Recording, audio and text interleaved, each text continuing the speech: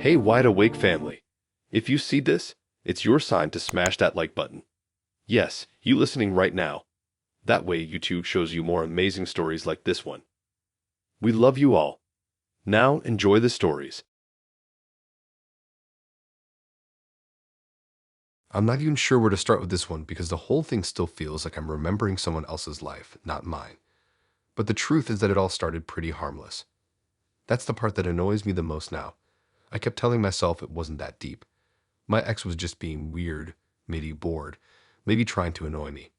I didn't take it serious at all, even when I should have. It's like I was watching it happen and still pretending it wasn't happening to me. We broke up months before everything went sideways. It wasn't traumatic. I just got tired of the way he acted, always wanting to know where I was, who I was with, why I didn't answer him fast enough. I just got fed up and ended it. He didn't talk much during the breakup. He just stood there, staring at me like he was planning something in his head already. I didn't think anything of it at the time. I walked away and felt like I got a bit of myself back. The first delivery gift came about 2 weeks later. I remember opening the door on a random Tuesday and seeing a shoebox-sized parcel sitting on the mat. No name on it, no return address, just my address printed like it came from some cheap online store. I didn't think about him. I actually thought it was something I ordered. I get inside, open it up, and it's a single keychain. Nothing fancy, just a keychain with my initials on it.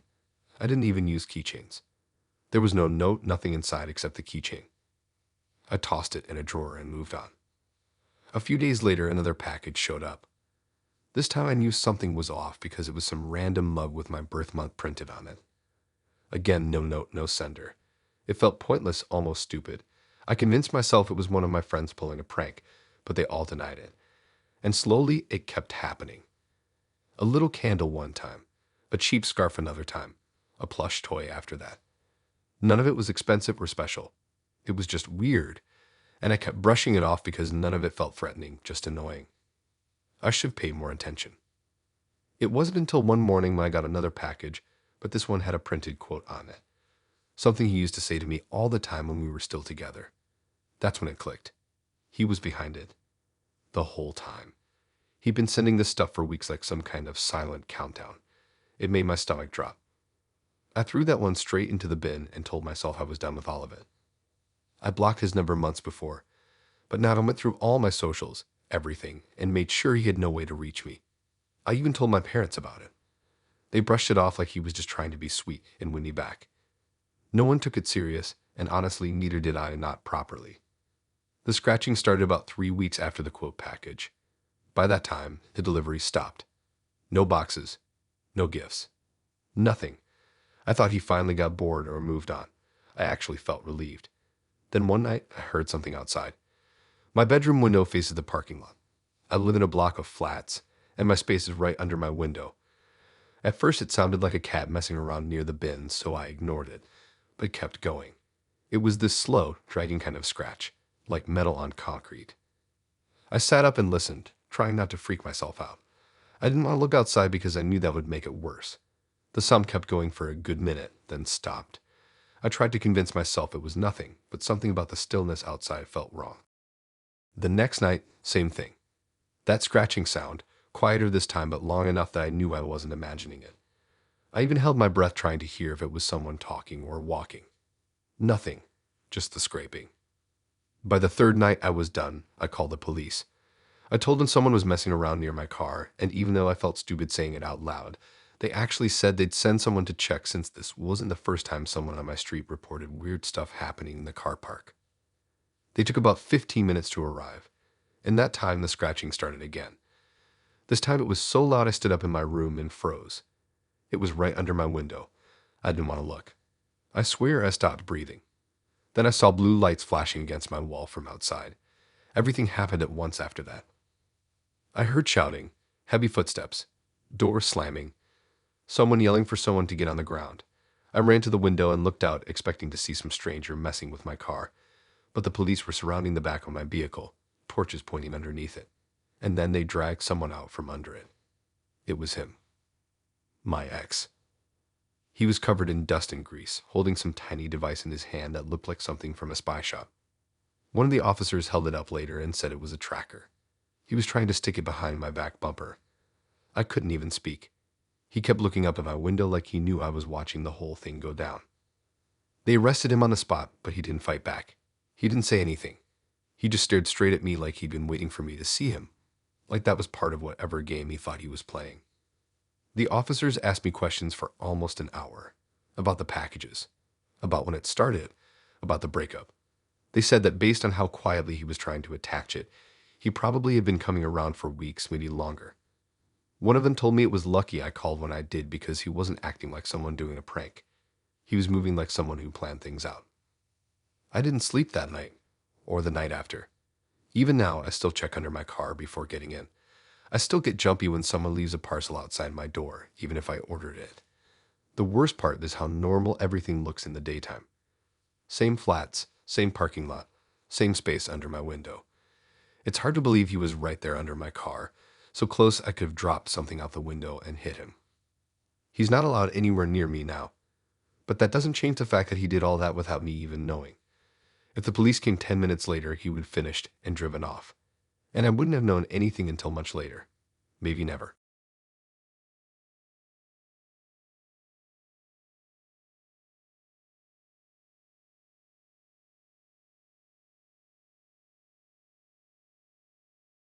I know people always say they saw the signs early, but looking back, I honestly didn't think anything was happening at first. It wasn't until everything piled up that I realized I wasn't dealing with some random weirdness. It was her. Every single time. And the worst part is that the whole thing felt so casual in the beginning that I didn't even react. I just kept brushing it off like it wasn't a pattern, like it wasn't real. We broke up around 6 months before any of this started. Nothing crazy happened. We just argued too much, and she always hated when I spent time with anyone else. I got tired of explaining myself over nothing. One day I told her I couldn't do it anymore, and I moved out a week later to a flat closer to work. She cried a lot and kept saying she understood, but her eyes didn't match the words. I told myself she'd get over it eventually. The first bump in happened at this random corner shop near my flat. I don't even go there often, but I stopped in after work because I wanted something quick to eat. I walked straight into her by the drinks section. She smiled like we were old friends who just happened to cross paths. I forced a quick hello and moved on, and she started asking about work, my new place, everything. I kept the conversation as short as possible and left. The next time was at the gym I never even told her about. She wasn't a gym person at all. I walked in one evening, headphones on, and she was standing near the front desk stretching like she'd been going there for years. She waved at me like it was nothing. I remember thinking it was a coincidence. I don't know how I convinced myself of that, but I did. Then it happened again at the bus stop, and then again inside a supermarket across town that she had zero reason to be at. Every time she acted surprised, like she genuinely didn't expect to see me.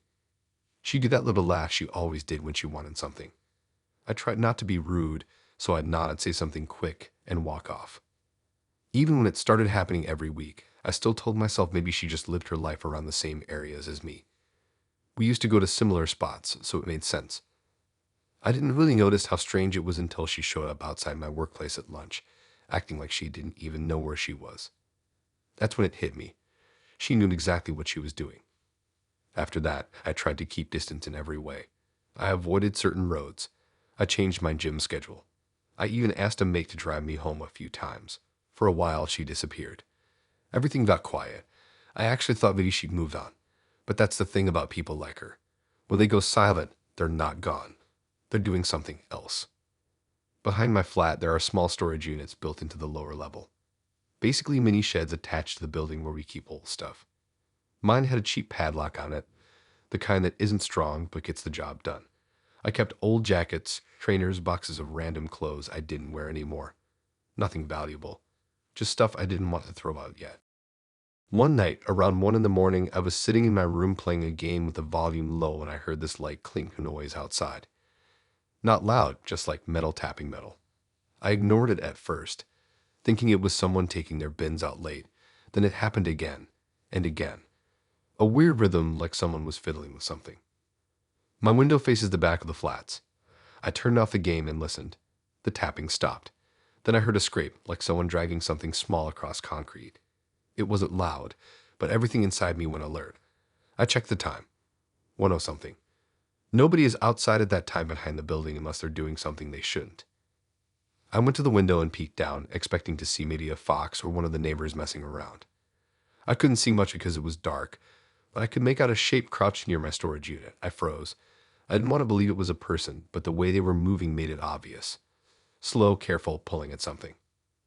I didn't want to go outside and check. I didn't want to yell anything. I called the police straight away. My voice was low, and I kept watching the shape. They said they were sending someone. I stayed by the window, heart racing, waiting for the blue lights. 10 minutes passed, then maybe another 5. The shape didn't leave. They kept moving around my storage unit like they were searching for something inside it. Then I saw a torchlight swing across the back lot. Officers walked in quietly. One of them shouted something, and the shape stood up fast, like they were caught off guard. I saw her face as the torch hit her. It was my ex. She was holding one of my old jackets in her hands, clutching it like she was trying to hide it behind her. She kept glancing around like she didn't know where she was. They grabbed her before she ran. She didn't fight, but she kept talking fast, waving her hands around, trying to explain something. One of the officers opened the door to my storage unit and found a half-filled tote bag stuffed with my old clothes. Shirts, a pair of old trainers, even a hat I forgot existed. They asked me to come down. I went outside in a hoodie, trying to process the fact that she'd broken into the unit behind my flat in the middle of the night. They asked if I knew her. I told them she was my ex. They asked if I gave her permission to take anything. Obviously not. One of the officers said she kept telling them she just wanted a part of me because she felt closer to me through my old stuff. Apparently she had tools hidden in her bag for picking cheap locks. She had been coming around the back of the building for days, watching the place, figuring out when people went to sleep. She planned a whole thing. They told me they were taking her in and I'd likely need to make a statement the next day. When they put her in the back of the car, she kept staring at me like she didn't understand why I was upset. Like this was normal behavior. Like she thought I'd look at the bag of stolen clothes and be touched by it or something. That look still annoys me.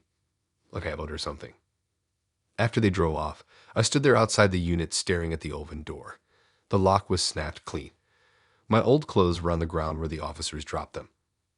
I didn't know whether to pick them up or just leave them there because the whole thing felt unreal. Someone breaking into a storage unit sounds stupid until it's your storage unit, and your ex is the one pulling jackets out like she's shopping. I didn't sleep that night. I just kept thinking about all the times she accidentally bumped into me. How she always acted so natural. How she'd smile like she just got lucky. But she wasn't bumping into me. She was keeping track, figuring out my routine, learning where I went, and when I came back. None of it was random. Knowing she was behind my flat at 1 a.m. taking my stuff made all those bump-ins feel different. She'd been closer than I thought for a long time.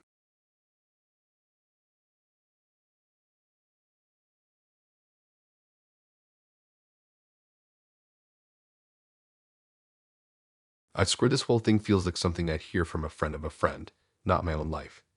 Even now when I think about how everything started, it feels too small to even matter.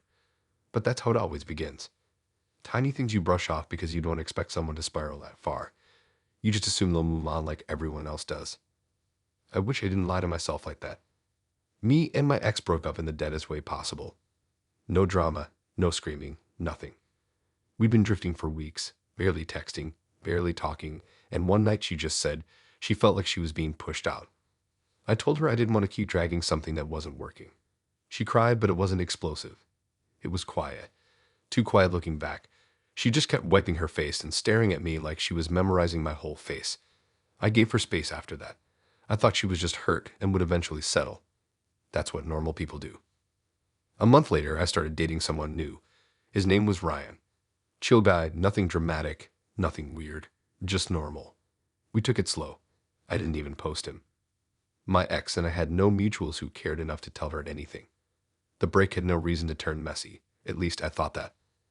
When things went wrong, it didn't start with some big argument or a dramatic message. It started with someone knocking at my door. It was a Saturday, late morning. I was cleaning up my room with music playing low and I heard 3 knocks. Not soft ones, not loud ones either, just normal. I checked the time thinking it was a package.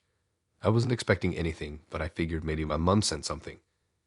I looked through the door window and saw a guy in a bright delivery jacket standing there with a small box in his hand. the kind that looks like something from an online shop. I opened the door a bit, keeping the chain latch on. He had a cap pulled down low and a mask covering half his face. I didn't think anything weird about it because delivery people wear that all the time now. He said something I couldn't hear properly and held the box up. I thought maybe I needed to sign.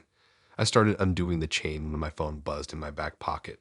It was Ryan, telling me he was downstairs because he had forgotten his access card and needed me to buzz him in. I told the driver to hold on a sec, closed the door, and grabbed my phone to buzz Ryan up. But when I opened the door again, the driver wasn't standing normally anymore. He was leaning closer, like he wanted to push the door open. The second I loosened my grip on the chain, he shoved the door so fast I almost fell backwards. That's when I read his eyes. It was her. My ex. Not even trying to hide once she was already halfway inside. The cap tilted back, the mask slipping off her face when she pushed in. She kept talking over me, saying I had to listen, saying she needed to talk to me because she knew everything. She said it like she just found out, but the way she looked at me made my stomach twist. She'd been planning this. I tried to step back, and she kept moving forward like she owned the place. She cornered me against the hallway wall, holding the fake parcel like it was a prop. She kept telling me that I shouldn't have lied, that I shouldn't have tried to replace her so fast. She said she had proof. She said I didn't respect everything we had. I didn't even know where to start because I never told her anything about my new boyfriend. I never posted him, never mentioned him, never even hinted at it. She didn't have access to my socials. She didn't know where he worked. There was no way she should have known anything. But she did.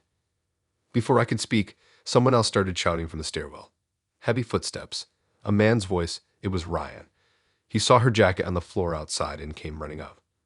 When she heard him, she turned around so fast I thought she was going to swing him. He froze at the top of the stairs, staring at her like he just walked into a nightmare. And then everything went sideways at the same time. Police came storming up the block. I didn't even hear the sirens until they were already outside. Officers ran up the stairwell past Ryan and shoved inside the flat. One officer grabbed her by both arms while the other told me to step back. She didn't even fight them. She just stared at me like I had betrayed her by breathing. She kept saying she needed to explain everything before he ruined it. She kept repeating that. They dragged her out, and I stood there trying to understand what the hell was happening. One of the officers stayed behind to talk to me. He told me they were already searching for her before I even opened the door. He told me she wasn't just showing up randomly. She had been tailing Ryan for days. Not tailing me, not following me around. Him. She followed him from his workplace. She followed him from his gym. She followed him all the way to the shopping center on a day I wasn't even with him. She followed him back to my place the last time he visited, and that's how she found out where I live. The officers said someone had called earlier to report a suspicious car parked behind the gym where he works. A woman sitting inside, staring at the entrance for hours. When police ran the plate, it came back to her cousin. They were already on the way to check the car when she tried to pull this delivery act. They said her bag had a cap, mask, jacket, a clipboard she printed herself, and a small kitchen knife tucked into the side pocket. Nothing huge, but enough for them to take it serious. They said she kept mumbling about how she wasn't trying to hurt anyone. She said she just wanted to stop him from getting in the way. We spent the next hour giving statements. Rand couldn't even talk at first. He kept pacing in circles, trying to understand how she even knew what he looked like. The officer said she probably started researching his life the second she saw him with me, because she'd been outside my building the night before. They found her car on the street camera recordings. She watched him go home, watched him unlock his front door, watched the lights turn off. I couldn't even stay in my own flat that night. Everything felt wrong. Every window, every sound in the hall, every shadow near the door. The worst part wasn't the disguise, or the break-in, or the shouting. It was knowing that she didn't care about the police or the risk, or how insane she looked. She didn't care how many days she wasted following some guy she never met. She didn't even care that she was caught mid-plan. She cared that I moved on, and she cared enough to try and take control of it.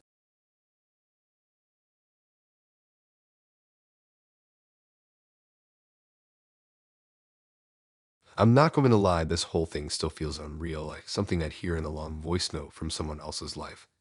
But it happened to me, and it started in the dumbest way possible. Not with a fight, not with a threat, nothing dramatic. It started with my Instagram logging me out while I was halfway through posting a gym clip. I didn't think anything big of it. Apps mess up all the time, so I just logged back in. Except when I got back into my account, 3 random messages were already sent. Not to friends. Not to anyone I followed. They were sent to my job's official Instagram page. Stuff that didn't even sound like me. Stuff about how I felt ignored and how people don't appreciate real loyalty. Weird rambling sentences, not rude, but definitely confusing. My manager saw them before I even knew they were there. When I walked into work the next morning, he pulled me aside and asked if everything was okay. I froze because I didn't send any of it. I showed him my account and told him someone probably hacked me. He was understanding about it, but it still felt embarrassing. I changed my password straight away. Then the next day, it happened again. This time it wasn't Instagram. It was my email. Someone sent a whole paragraph to HR from my account at 4 in the morning. The grammar was messy, the words jumbled, like someone typing fast in the dark. It said that I felt watched at work and that people need to stop pretending. HR forwarded it to me asking if I wanted to talk about anything. I wanted to throw my phone across the room. I changed every password I had. Email, socials, everything. 2-factor. DACA codes. Everything.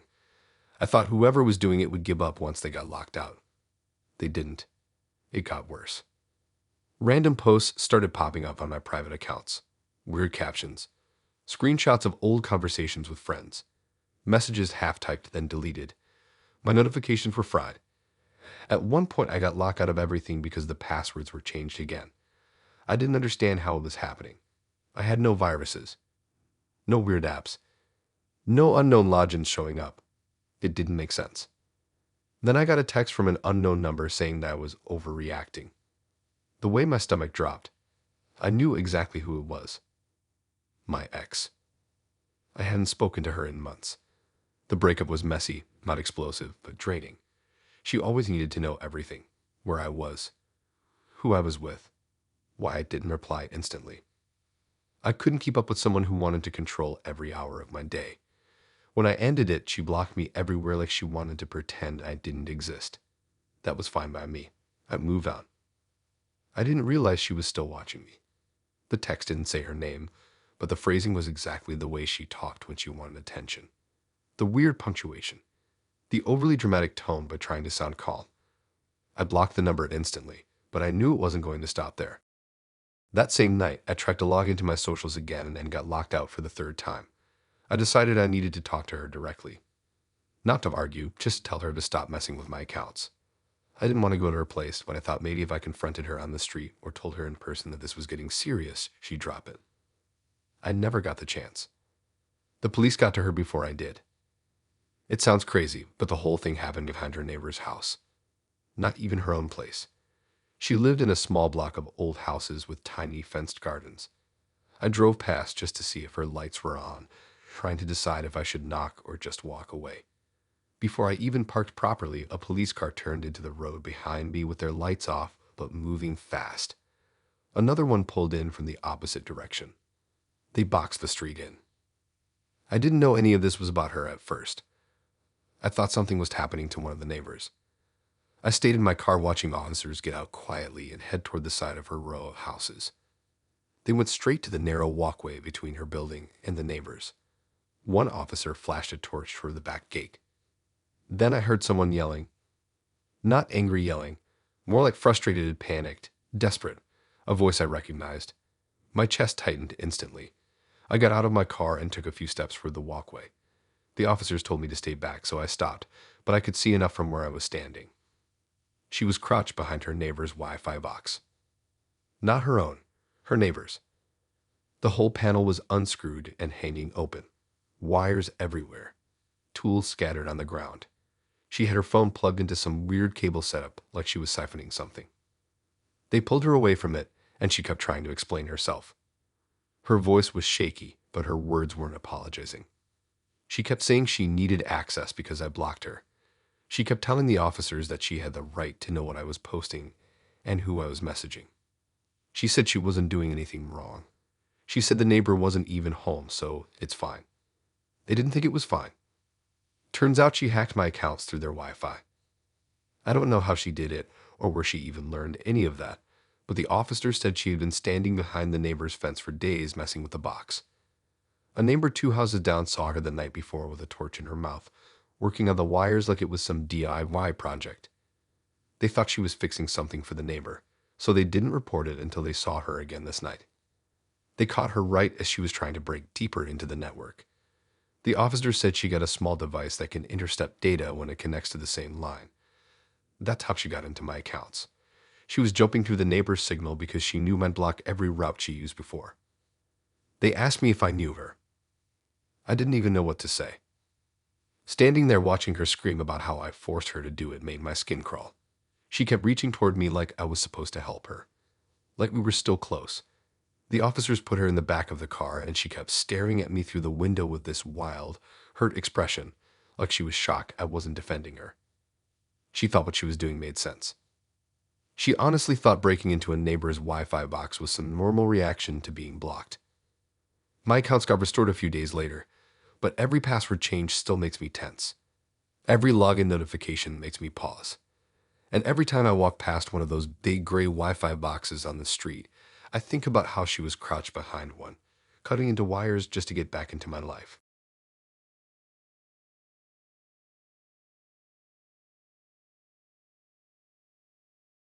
I always thought people exaggerated when they talked about feeling watched, like it was something that only happened in movies or those long TikTok story times where everything sounds dramatic on purpose. I never thought I'd actually know what it feels like to be walking home and suddenly feel like someone else is walking with you even when the street is completely empty. But that's exactly where this whole thing started, with a photo. Just one. And stupidly, I didn't treat it serious at all. The first one came on a normal Wednesday. Nothing weird about the day. I finished work late, and I was walking home with headphones in, scrolling through my playlist between lampposts. When I got home, I checked my phone and saw a random number had sent me something. I opened it thinking it was spam. It was a picture of me. A picture of me taken from behind while I was walking up my own road. At first, I didn't even panic. I thought maybe a mate was messing around because the angle looked like someone who was already on the street. The message didn't say anything, just the picture. No threat. No caption. Just me with my hood up looking down at my phone taken from half a block away. I blocked the number and moved on. That should have been my first warning. 2 days later, another one came through from a different number. This time it was me crossing the road near the bus stop. You could see the corner shop sign in the background. Again, no words, just a picture. The timestamp in the corner showed it was taken a couple minutes before it was sent. My heart dropped a bit that time, but I still tried to brush it off. Maybe it was some prank trend or someone trying to freak me out for fun. Then 4 days passed. No messages. No pictures. I almost forgot about it. I told 2 friends, but I laughed it off like it wasn't serious. They told me to watch my surroundings more. I said, yeah, sure, whatever. Then the third photo came. This one wasn't taken from behind. It was taken from across the street while I was unlocking my front door. You could zoom in and see the reflection of the streetlight on my keys. It made my stomach twist in a way I couldn't even explain. My hand started shaking a bit because I knew that whoever took it was close. Too close. That night, I barely slept. I kept replaying my walk home in my head, trying to remember if I heard footsteps or saw someone cross the street. I didn't.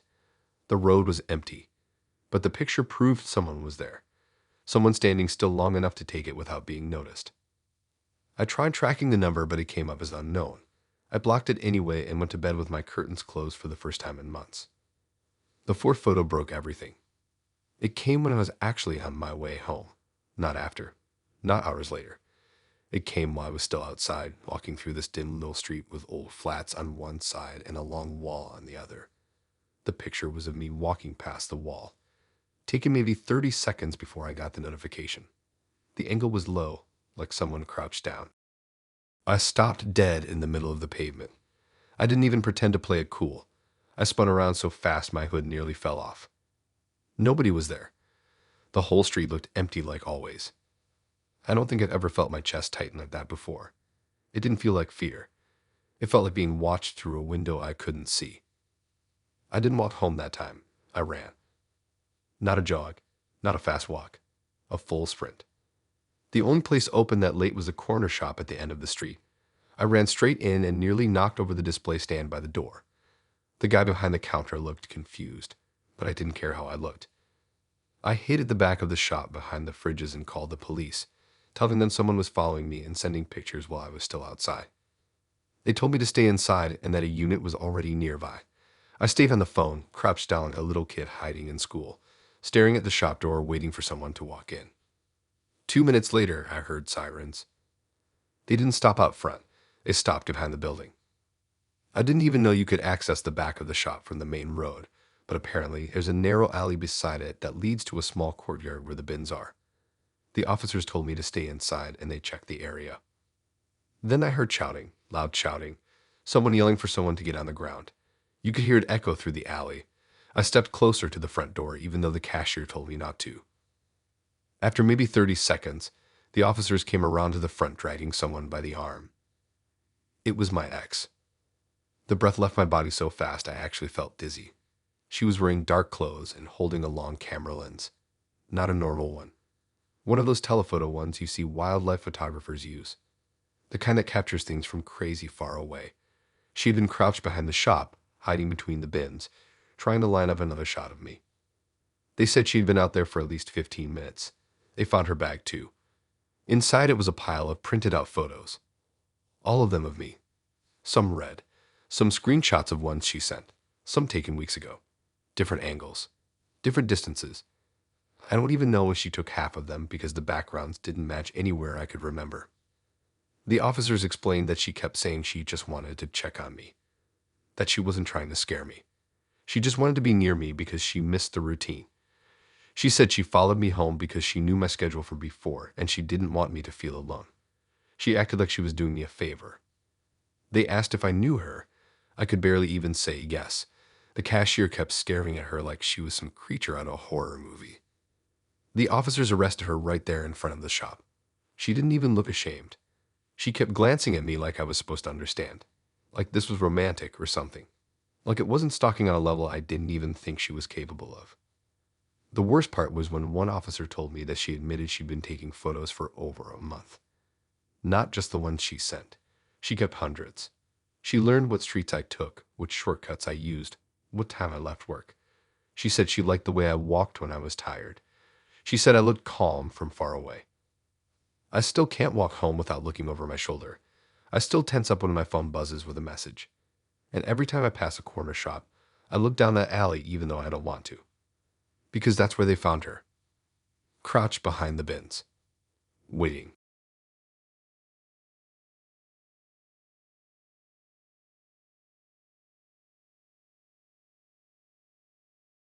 I'm not exaggerating when I say the gym used to be the one place where my brain actually shut up for a bit. It was the only routine I had that felt stable, predictable, calm. Same time every night, same machines, same playlist. Nothing dramatic. And that's exactly why everything that happened hit me harder. It took the one normal part of my life and turned it into something I now think twice about every single day. The whole thing started right after the breakup. It wasn't a crazy breakup or anything. We drifted, argued about stupid things, and eventually I couldn't deal with how intense she got over small stuff. She always wanted updates, always needed to know who I was texting, where I was going, even when it didn't matter. I ended it one afternoon and she cried, but didn't scream or threaten anything. She just stared at me in this weird quiet way, like she was saving something for later. I wish I noticed sooner. 2 weeks after we split, she started showing up at my gym. She didn't even have a membership there before. She hated gyms.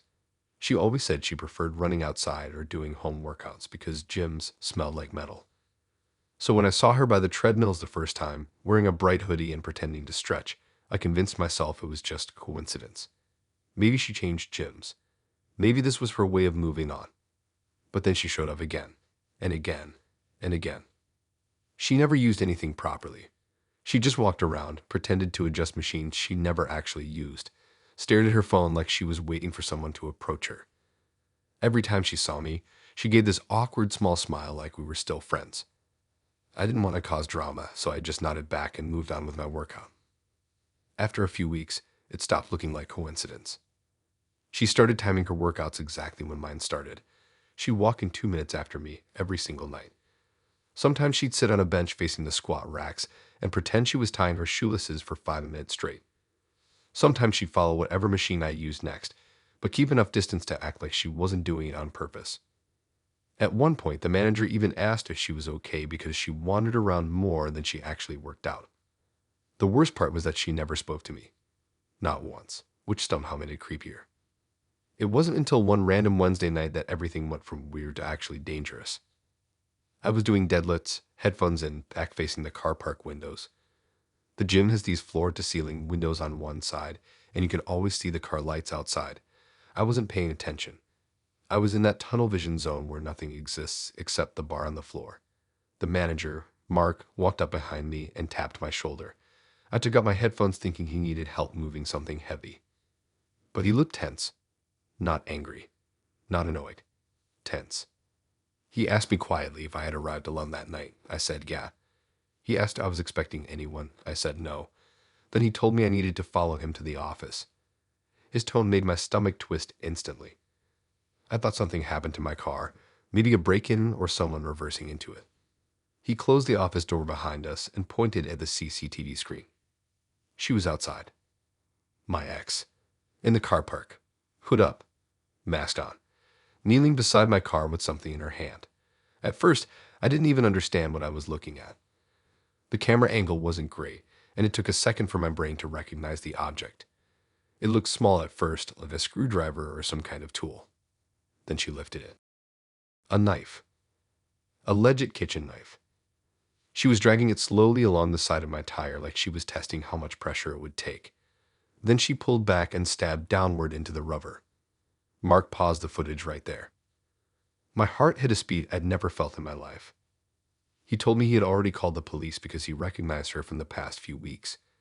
He said he noticed she always showed up when I did and that the way she kept staring at me during workouts made him worried. He told me he decided to keep an eye on the cameras tonight because something felt off about how she walked in. She wasn't even in gym clothes, just jeans and a hoodie. She didn't scan her membership card. She walked straight back outside like she came only for one thing. Me. We watched the live feed. She was still there, crouched behind my car, slicing into the tire like she was carving something. She kept looking over her shoulder as if she expected me to walk out any second. The police arrived faster than I expected. 2 cars pulled into the lot with no sirens, just lights, and they moved in like they already knew exactly where she was. She tried to run around the side of the building, but the alley was a dead end. They caught her within seconds. I didn't go outside. I stayed in the office, staring at the floor, listening to muffled shouting through the window.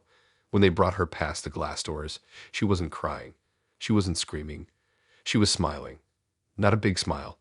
A tiny, tense one, like she was proud of herself. Like she thought she proved something. One of the officers came inside to talk to me. He asked how long she'd been following me.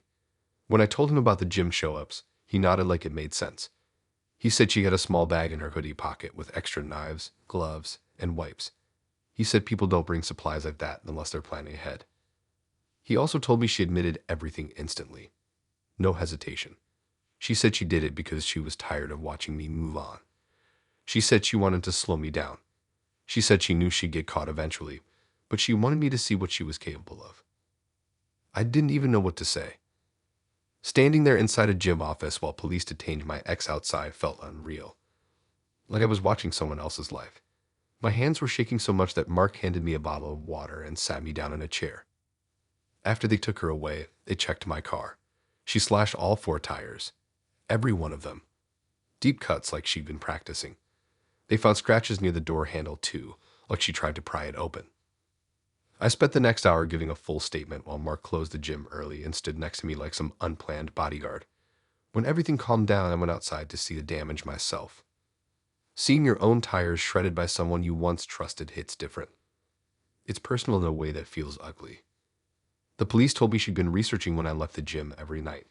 They found notes in her phone planning the exact timing. Even angles of the car park cameras. She picked the blind spot behind the sidewall, not realizing Mark had just installed a new camera there 3 days earlier. If he didn't, I would have walked out at midnight, got into my car, and tried to drive home on 4 ruined tires in the dark on a main road.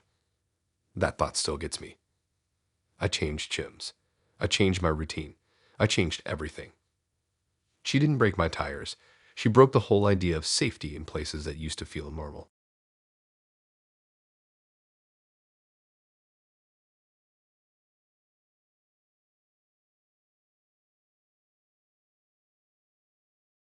I always thought break-ins were loud. That's the part that messes with me the most now. I thought you hear something. A clank, a creak, a footstep, anything. But when everything started happening, it wasn't loud at all. It was silent, too silent. The kind of silence that only makes sense once you finally understand what was going on. The first thing that set everything off was my bedroom window. I got home from work dead tired, dropped my bag, kicked my shoes off, and walked into my room. Nothing seemed weird at first. Same messy desk, same unmade bed, same clothes pile I swore I'd deal with later. But when I went to close the curtains, I noticed the window wasn't shut all the way. Not open, just cracked. Barely. Like someone had pushed it up with 2 fingers and then slowly let it fall back down until it almost clicked shut but didn't quite reach. I stared at it for a long time because I couldn't remember opening it. I normally opened my living room window, not my bedroom one. And the weather had been cold all week. There was no reason for me to even touch that window. But I convinced myself I forgot. I had a long week. My brain was fried. Maybe I opened it earlier to air the room out. Maybe I half closed it and rushed out the door. I locked it properly and didn't think about it again. That should have been the moment I realized something was wrong. But life kept moving and I didn't want to scare myself for nothing. Then little things started happening around my flat. Nothing dramatic, just tiny movements in the background of my life that didn't make sense. A mug I swore I left on the right side of the sink was suddenly on the left. A hoodie I left on the chair was folded differently. My bathroom light switch felt warm one night even though I hadn't used it yet. My hairbrush was moved. The keys on my table weren't in the same order. I wrote it off as me being clumsy or tired. I told myself I was overthinking. Then one night, something happened that I couldn't ignore. I woke up at around 3 in the morning to the faintest sound near my bedroom door. Not loud, not even clear. Just a soft tap, like someone lightly brushing against the wood. I sat up fast, convinced I had imagined it. My heart was pounding so loud I couldn't hear anything else. I stared at the door for maybe 10 minutes, waiting for another sound. Nothing happened. The silence felt heavy. When I got up the next morning, my living room window was unlocked. Not open. Unlocked. I stood there staring at the latch like it was some kind of warning. I knew I didn't leave it unlocked. I'm paranoid about that stuff. I always check my windows twice before bed. That's when the panic really started creeping in. But I didn't want to think someone had actually been inside. The idea felt too vague. So I convinced myself I must have forgotten again. Another stupid lie to myself. The truth didn't hit until something way worse happened. I couldn't find my spare key. Not my regular keys. Those were in my bag. I'm talking about the spare set I kept in the kitchen drawer. I opened the drawer to grab batteries, and the little keyring wasn't there. Not under anything. Not behind anything. Not anywhere. I emptied the whole drawer onto the counter. Gone. I didn't tell anyone I kept spare keys there. I never used them, and I definitely didn't give them to anyone.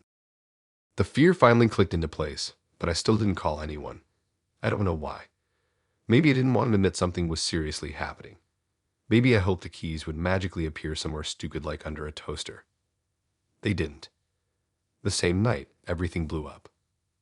I was sitting on my sofa eating and watching some random show, trying to distract myself, when I heard a faint metal sound outside my window. Not from the street. From above, like metal tapping metal. I froze instantly because my flat has a fire escape ladder attached to the side of the building. It leads directly to my bedroom window. I turned off the TV and listened. Another sound. A slow creak.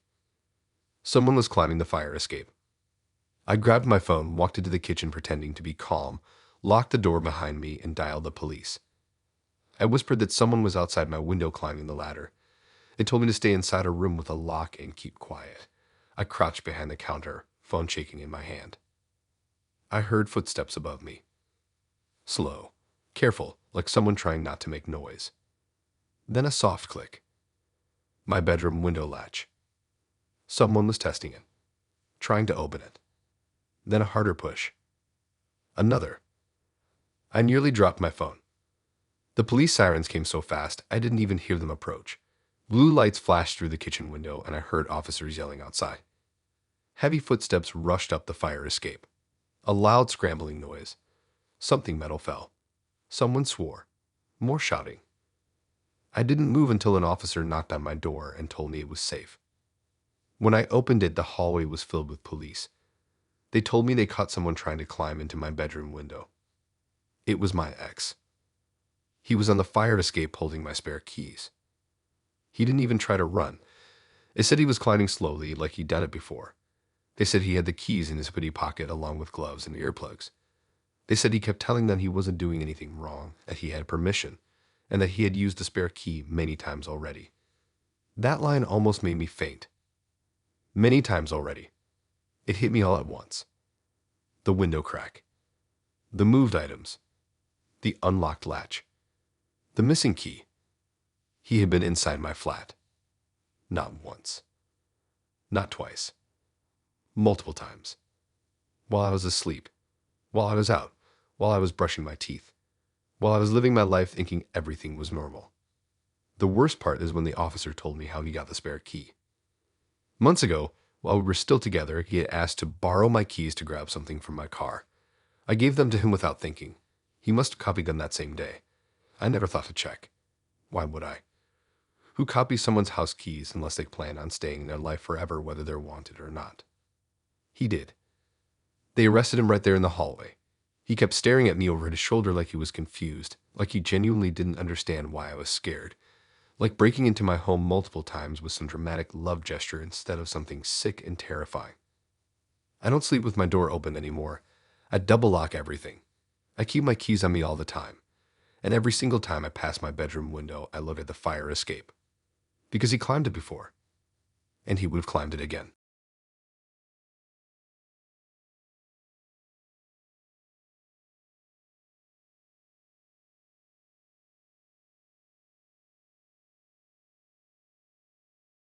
I swear this whole thing started with something so small that I didn't even clock it as a real problem. It wasn't some dramatic scene or some creepy message or someone lurking in the shadows. It started with food missing. Just food. Stuff from my own fridge slowly disappearing in a way that didn't make sense at first. And the thing that annoys me most now is how quickly I blamed myself instead of realizing what was actually happening in my own flat. The first thing that went missing was a pack of yogurts. Sounds stupid, but I bought 4 and the next day there were 2. I thought maybe I ate them and forgot. I even checked the bin to see the empty pots. There weren't any. I told myself maybe I threw them out without thinking. Or maybe I miscounted. Nothing serious.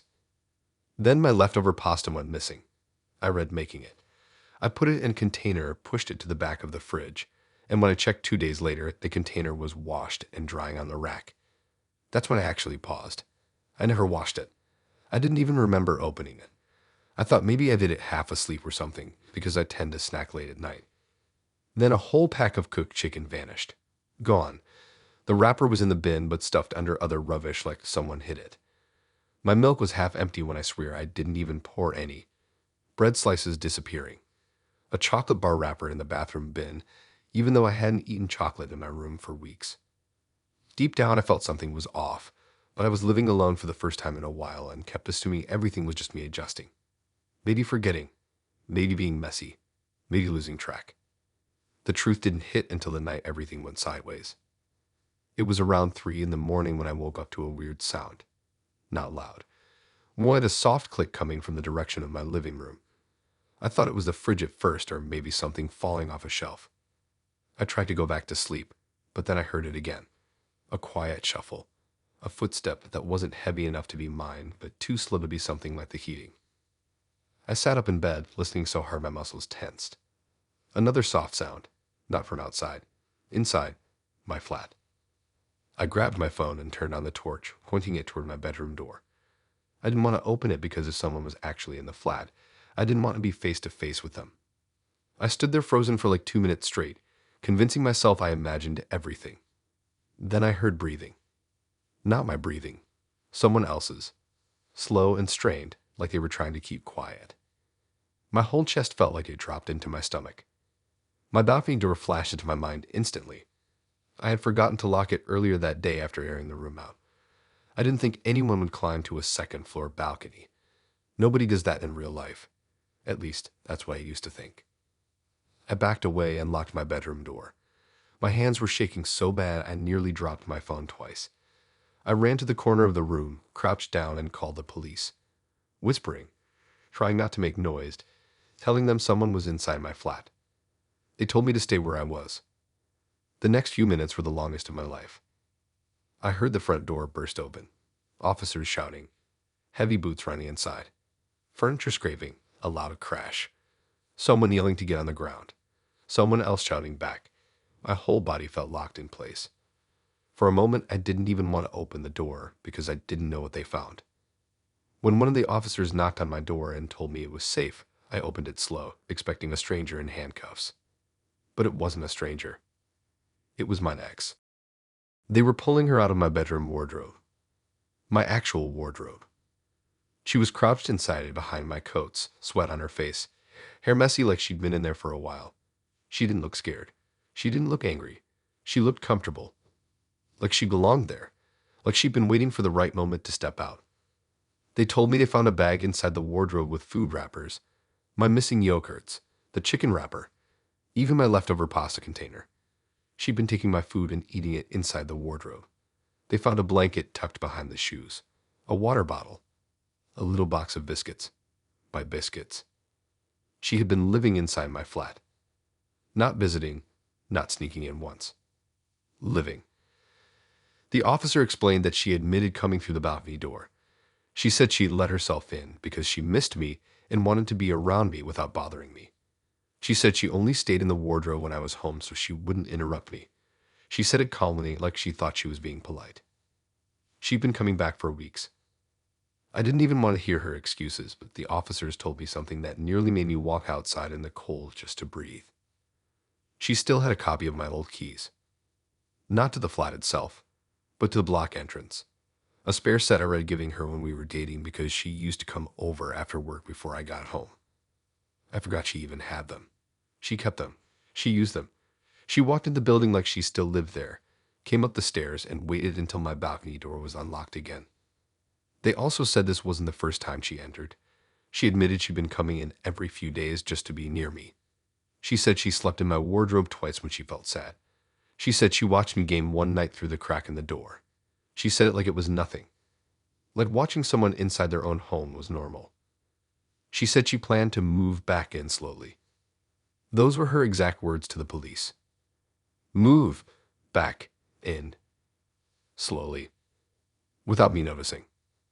The officers took her away while she kept turning back to look at me like I was the one overreacting, like I ruined some sweet, harmless plan. She didn't understand why I looked horrified. She didn't see any problem in what she did. She genuinely thought living in my wardrobe was a cute way of staying close. My whole flat felt different after that. The wardrobe door feels heavier now. My food never stays untouched long before I get paranoid. I triple lock the balcony door every night. Sometimes I wake up and stare at the wardrobe just to make sure nothing moves. Because she got in once. And she didn't mind waiting in the dark.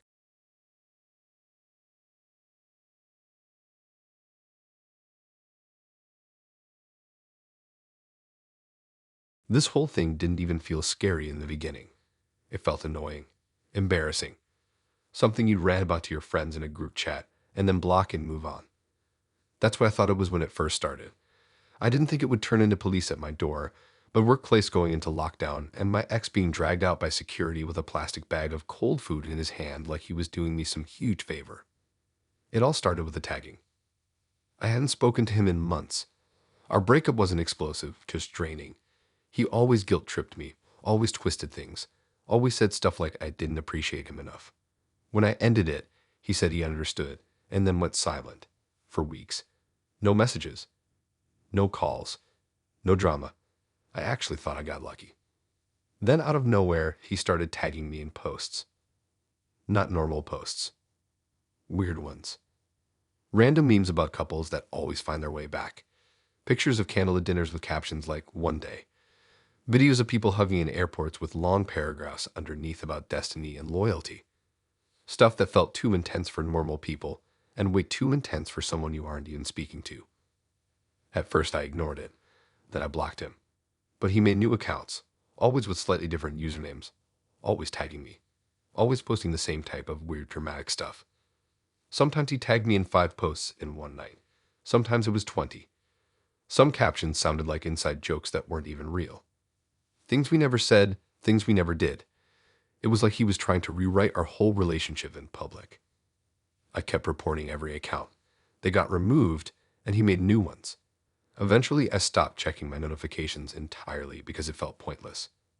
The worst part was that he never messaged me directly. Not once.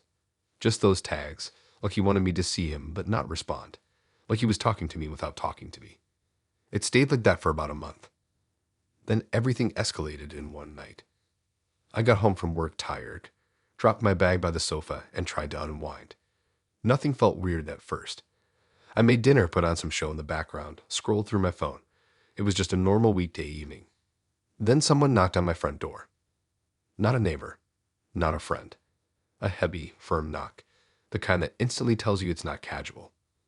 I looked through the door window and saw 2 officers standing outside. My stomach dropped instantly because nothing good ever starts with police at your doorstep. I opened the door a bit, expecting them to ask about some incident on the street, or maybe something to do with the building. But the second they asked for my name, I knew it was about him.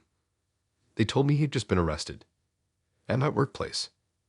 Not outside it. Inside.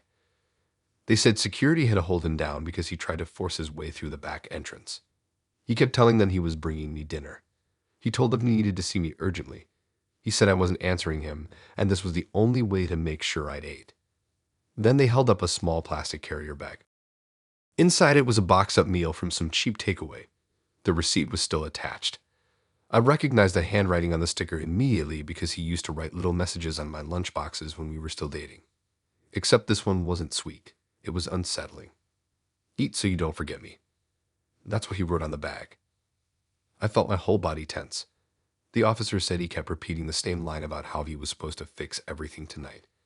He told security he didn't understand why they were acting aggressive because he had permission. When they asked him who gave permission, he said my name. I told the officers I never invited him. I never replied to his tags. I never contacted him at all. They nodded, already expecting that answer. They said he had been pacing around the employee entrance for almost an hour before he tried to rush inside. A coworker heading home spotted him and immediately told security something wasn't right. But the part that scared me most wasn't the dinner. It was how much he knew. He went to the exact back entrance only employees use. He timed it when he knew I'd still be inside finishing the late shift. He brought food from a place I used to order from after long days. He even guessed how long my shift was because he told the officers he needed to be there before she clocked out. He'd been watching my routine. He knew my schedule better than some coworkers did.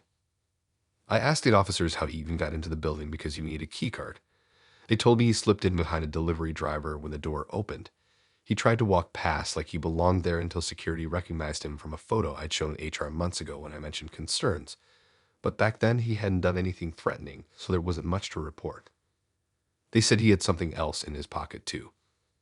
A handwritten note. Not folded, not sealed, just shoved in there like he planned to hand it to me. They didn't let me read it fully, but one officer said it talked about coming home soon and not making him wait again. Then they said the part that still makes my stomach twist whenever I think about it. He told the officers this wasn't his first visit. He straight up admitted he had been to my workplace before. He said the tags were warm-ups. He said bringing dinner was supposed to be the real start. When they asked him what that meant, he just smiled. I stood there in my doorway listening to all this with my chest tight and my breathing messed up. The officers told me security footage showed him watching the building from across the street on multiple nights. He wasn't just passing through. He wasn't even hiding properly. He stood there waiting, studying the entrances, learning who came out when. He built this whole plan in his head where we were still connected. Where I still wanted him. Where tagging me in hundreds of weird posts was communicating. They asked if I wanted to make a formal statement. I said yes immediately. I didn't even have to think. The idea of him pacing outside my workplace with a bag of food and a note made my skin crawl.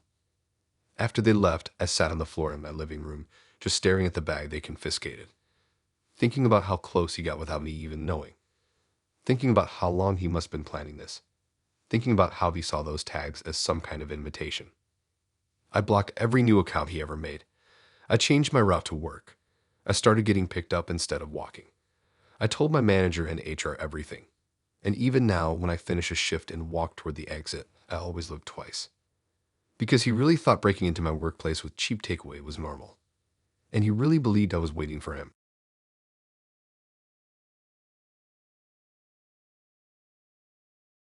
I'm not even going to lie, the whole situation still feels unreal because it didn't start with fear. It started with annoyance. My ex wasn't doing anything dramatic at first, just weird stuff online. Watching my stories from burner accounts, liking random old photos from years ago, sending follow requests with usernames that were obviously hers. Stuff you roll your eyes at and ignore. Stuff you don't think will turn into police lights reflecting off a skip behind a car park. Everything changed when I started seeing someone new. Her name was Mia. We weren't even that deep into things yet. We hung out a few times, chilled, ate out, nothing serious. But apparently just existing near her was enough to make my ex snap in a way I didn't even think she was capable of. The first weird moment was when my ex liked one of Mia's pictures. Not from her main, from a burner. Some random account with a blank profile picture and a weird username. I didn't think much of it at the time. Mia just laughed it off, but I recognized the style instantly. My ex always had this habit of making fake accounts with names that looked auto-generated. That should have been my warning sign. Then she started viewing Maya's stories, every single one. Even the boring ones where Maya posted her lunch or her cat. She also watched mine within 10 seconds every time I posted, even though she was blocked. I had no idea how she kept finding my account, but she did. Burner after burner. It felt like she was camping my profile just waiting for me to post anything. But even then, I didn't think she'd ever do something in real life.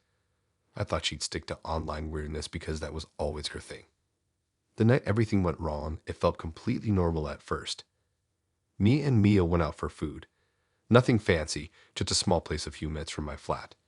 It was one of those chill nights where nothing dramatic happens. We ate, talked, joked around, and then we walked back to her car together. She parked in this low back car park behind the restaurant where everyone leaves their cars. The moment we turned the corner, Maya froze. Her tires were flat. All four. Not low, not leaking. Flat. Like someone stabbed each one properly, deep enough that the car was sitting weird on the ground. I walked closer and saw the cuts instantly. Clean slices right through the rubber. Not random scratches. Actual slashes. Mia looked around like maybe it was kids messing around, but the second I saw the knife marks, I knew. I didn't want to believe it, but everything inside me stank because there was only one person who would do something like that. Her. I told Mia to stay by the front of the car and not touch anything. She looked at me confused, and I didn't even know how to explain it without sounding insane. I just told her that this wasn't random. I called the police. While we waited, I kept looking around the car park. It was empty except for a few scattered bins and a big metal skip pushed up against the back fence. The lights were dim, the kind that flicker every few minutes, and everything felt too quiet. Way too quiet. Then something shifted behind the skip. Not loudly, not dramatic, just the softest movement like someone shifting their weight. I stepped closer, trying not to alarm Mia. My chest felt tight because every step I took toward that skip, the more I felt like I already knew what I was going to find. I wasn't thinking about ghosts or intruders or thieves. I was thinking about her. The police showed up quicker than expected. 2 officers got out and started checking the car. I told them I saw something move behind the skip.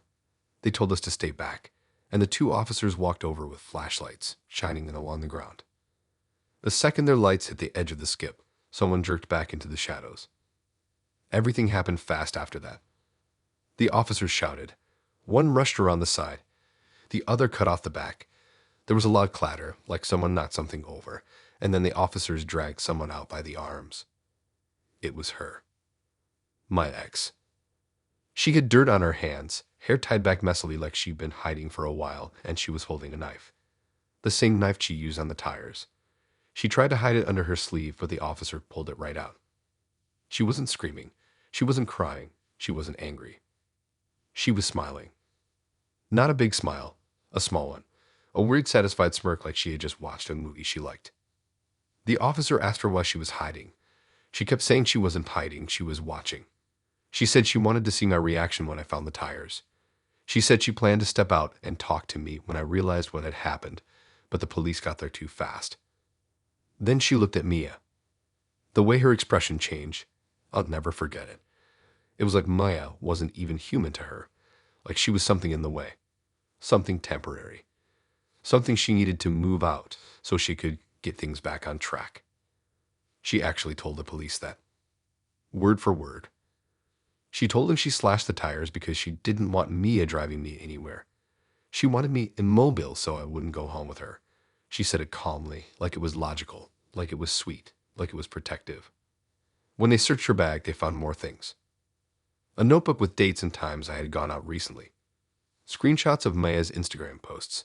A bus ticket from the week before that went straight past Mia's street. And worst of all, a list of reasons why he should have chosen me. Numbered. Written like homework. She had been following us. Not once. Not twice.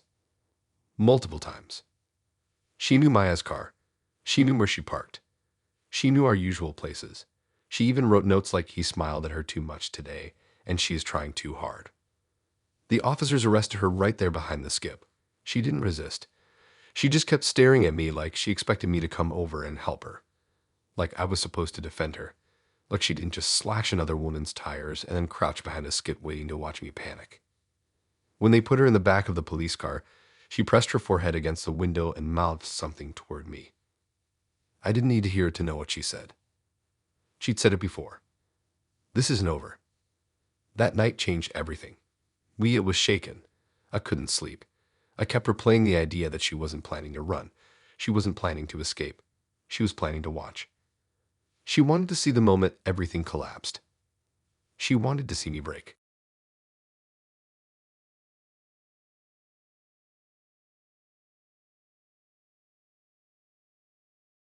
I swear the whole thing started so small and I feel stupid even telling people now. If he told me months ago that my ex would end up on the floor of his flat with police dragging him out while a whole wall covered in photos of me stared back at everyone, I would have laughed. I would have said he wasn't that type, that he wasn't crazy, that I would have seen the signs. But the truth is that the signs were there from the start. I just didn't want to believe them. It started with notes on my car. Not threats. Not long paragraphs. Just these tiny handwritten messages tucked under my windscreen wiper. At first, they were weirdly polite. Stuff like, hope you got home safe, and I saw you driving earlier. You looked tired, and sorry if I bothered you. That was the first week. I read the handwriting instantly, but I still tried to play it off. I told myself maybe he was just trying to be sweet in his own awkward way. We broke up because he was controlling and clingy, not violent. I didn't think he'd ever cross a real line. But the notes didn't stop. They changed. The next one said you walked faster today, everything okay. Then another said saw you at the petrol station earlier, glad you filled up. One said I miss our morning routes. Morning routes. That one stuck with me for days because how did he even know which way I drove in the morning? We didn't speak. I blocked him everywhere. I got a new number. I changed my privacy settings on everything. I didn't post locations. I didn't post stories until hours later. There was no way for him to know where I was at 8 in the morning unless he was actually there. Watching. I told myself not to jump to conclusions. I started double-checking my locks. I parked in the crowded part of the car park instead of the far end. But every 2 or 3 days, another note would show up. Different handwriting style every time, but I knew it was him. He wrote like he was trying to hide his own writing. Some were blocky, some messy, some tilted, but the phrasing, it was his. Then one night I came home late after visiting my friend, and there were 2 notes under my wiper instead of one. The first said slow today, a long day. The second said you shouldn't walk through the side street alone. My stomach dropped so fast I almost couldn't breathe. I didn't walk through the side street often, only when I ran late, only when I parked on a different level. There was no way he'd know unless he followed me that exact night. I brought the notes inside and sat at my table staring at them until my brain hurt. I knew I needed to report him, but I kept making excuses. I kept thinking I was overreacting. I kept telling myself he was just struggling with the breakup. But that same week, things got worse. He started leaving notes that mentioned things he shouldn't know. One said, hope the pasta was good tonight. I hadn't posted anything about food. I didn't text anyone about cooking. The only people who knew what I ate that night were me, and whoever saw me through my window when I carried the bowl to the living room. Another note said your shift ended late today. Drive safe. He didn't know my new work hours. Nobody from the circle did either. That's when I stopped pretending it was harmless. I took the notes to the police station. They told me they'd add it to a file and that if anything escalated or if he approached me in person, they'd take action. They couldn't do anything yet because technically he wasn't threatening me, just watching me, writing things down, leaving messages without his name on them. A few days after that, everything exploded. I was in bed around 9 at night when I heard loud banging on my door. Not tiny knocks. Full-on pounding that made my heart spike. When I looked through the door window, I saw 2 officers and a woman detective. I opened the door barely halfway, confused and already bracing for bad news. One officer asked if I knew someone named Adam. My ex. My chest dropped instantly. They told me he'd been arrested. Not for the notes. Not for following me. But because he had been caught breaking into his own neighbor's storage cupboard, apparently trying to get into the building's power box for some reason, and when they went into his flat to question him, they found something else. Something they needed to warn me about personally. They said they had a warrant now and asked if I wanted to know what they found before they brought me in for a statement. I said yes. The detective's face changed. She didn't try to soften it. Her eyes told me everything before she even opened her mouth. They found a wall. A whole wall. Covered in pictures of me. Not cute photos from when we were dating. Not saved memories. Pictures of me walking to my car. Pictures of me leaving my flat. Pictures of me at the petrol station. Pictures of me at the store. Pictures of me with my friends. Pictures of my mom dropping something off. Pictures of the back of my head as I walked into work. Polaroids. Zoomed in phone shots. Printed screenshots. Hundreds. And mixed in between them were screenshots of my private Instagram stories.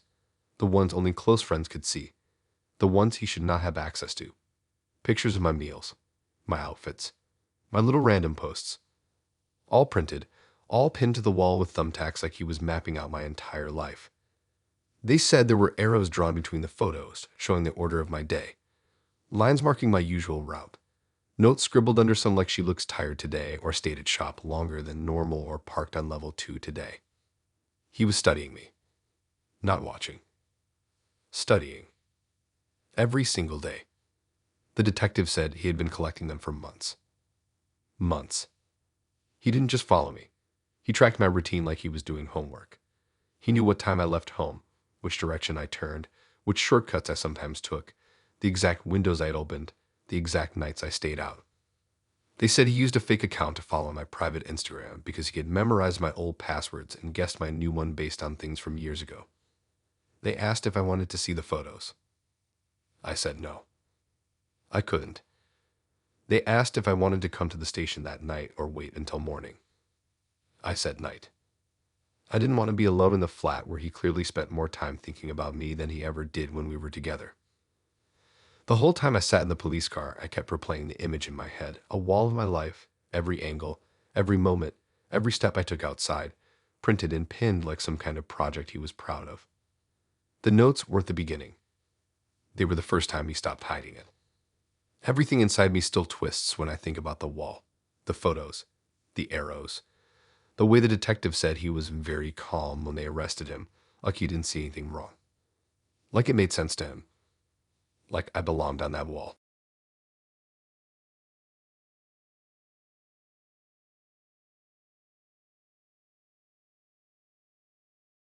I swear the whole thing didn't even start with fear. It started with confusion, annoyance, something so small that I almost ignored it. Someone entering my gated car park at the exact same time I did, using a fob that looked just like mine. That was the first moment I should have put everything together, but I didn't. I told myself it was a neighbor. I told myself I was overthinking. I told myself everything except the truth. None of it clicked until it was way too late. It all started a couple months after me and my ex split. The breakup wasn't explosive or anything, more like slow boredom and constant arguing over nothing. She always needed updates about where I was, what I was doing, who I was with. It got exhausting, so I ended it before it got worse. She cried, but it didn't cause drama. She walked out quietly. That quietness should have been my first warning. One evening around 9, I drove home after the gym. The car park gate usually opens slow, and you can always tell who else is waiting to get in because the area is tiny.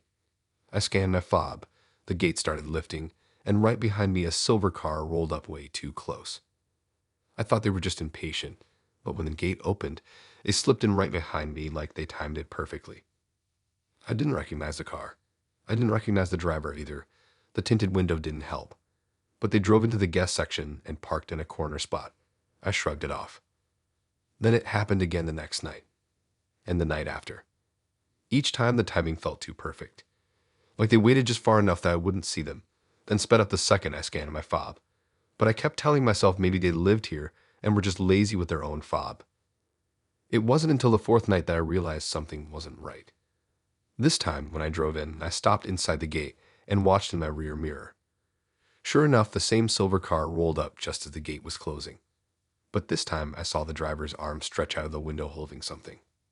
A fob. A fob identical to mine. My stomach tightened instantly, and I finally told myself the truth. Someone had my fob. Someone copied it, stole it, or found it. And only one person in my entire life had ever asked to borrow my keys long enough to duplicate anything. Her. My ex. I didn't confront her. I didn't even message her. I didn't want to give her the satisfaction of knowing she got under my skin. Instead, I bought a steering lock, moved my car to a new spot every night, and reported my stolen fob to the property manager. They told me to be careful until they reprogrammed the system, because whoever had my fob could get into the car park any time. And that scared me more than anything, because it meant whoever kept entering the car park wasn't here to break into cars at random. They were here for me. A week passed. The silver car didn't return. I thought maybe the person stopped or got bored. Maybe I overreacted again. Then the night everything went sideways happened. It was around 2 in the morning. I woke up to a faint metal sound, not inside my flat, outside somewhere low, like metal scraping the ground. I tried to ignore it until I realized the sound was coming from the direction of the car park. I stepped onto my balcony and looked down. At first, I couldn't see anything because it was dark except for one dim streetlight. I was about to go inside again when I noticed movement behind my car. A crouched figure. Someone kneeling behind my bumper. I froze, leaning against the railing, squinting into the darkness. The person was fiddling with something small and rectangular. At first, I thought they were checking a tire or maybe trying to steal a catalytic converter. But then I saw them lift the object for a second. A GPS tracker. Small, black, magnetic. My heart dropped so fast I grabbed my phone without thinking and dialed the police immediately. I whispered that someone was tampering with my car in a private car park. The operator told me an officer was already nearby and they'd send a unit straight away.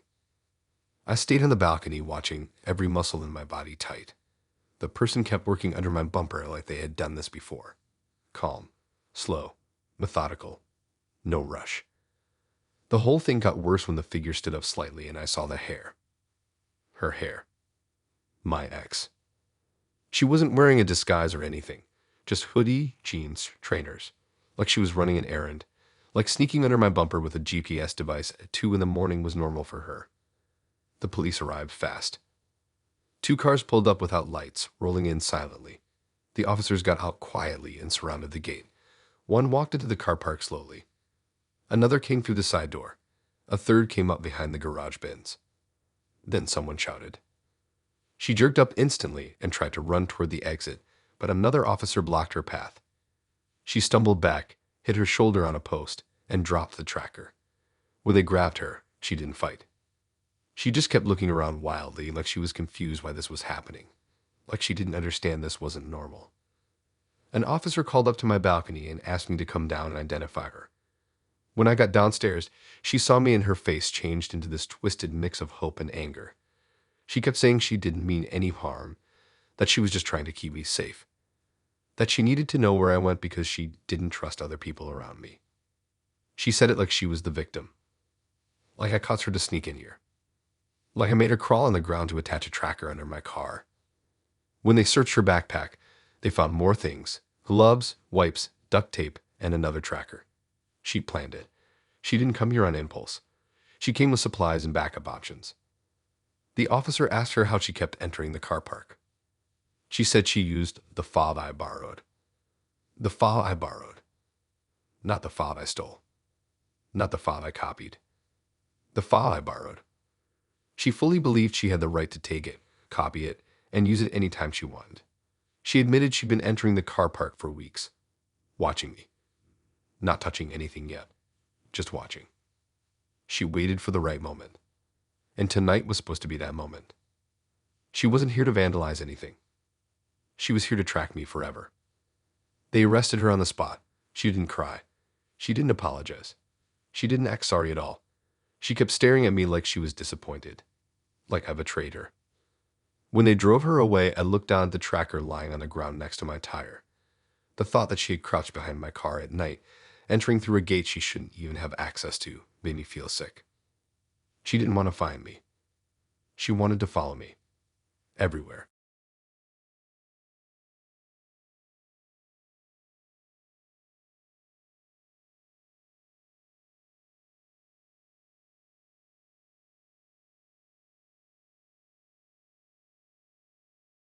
It started with annoyance.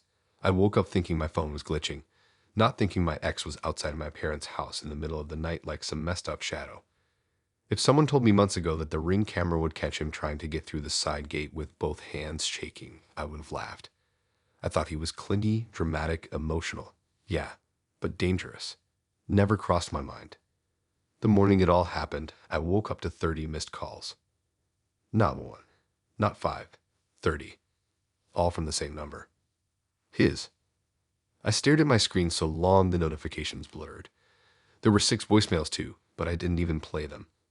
I blocked him weeks before, so he must have used someone else's phone again. It wasn't the first time he tried calling me nonstop after the breakup, but 30 calls overnight.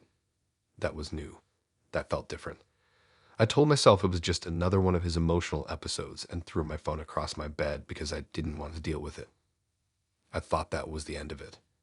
Then the police called me. Not 10 minutes later. The officer asked my name first, then asked if I could speak privately. My stomach instantly tightened because nobody asks that unless something is seriously wrong. I shut my bedroom door, sat on the floor, and said yes. The officer asked if I knew someone named Ethan. My ex. My whole chest dropped because that tone wasn't the casual, just asking tone. It was the tone that makes your heart thump in your throat. The officer continued talking, and every sentence got worse and worse. He said Ethan had been arrested. Not for calling me. Not for messaging me. Not for bothering me. He was arrested at my parents' house. At 3 in the morning, he told the officer that he was trying to check on me. He wasn't at my flat.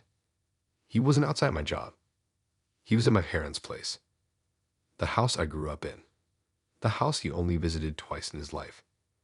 My heartbeat was so loud I didn't hear half of what the officer said next, but the bits that hit me felt like ice. He was caught on the Ring camera. Clear as day. Standing at the front door first, knocking like he expected my parents to open, then pacing, then moving around the side of the house, then tugging at the side gate, then trying the back door. He didn't look confused. He didn't look lost. He looked focused, like he had a plan. The scariest part? He didn't run when the neighbors turned their lights on.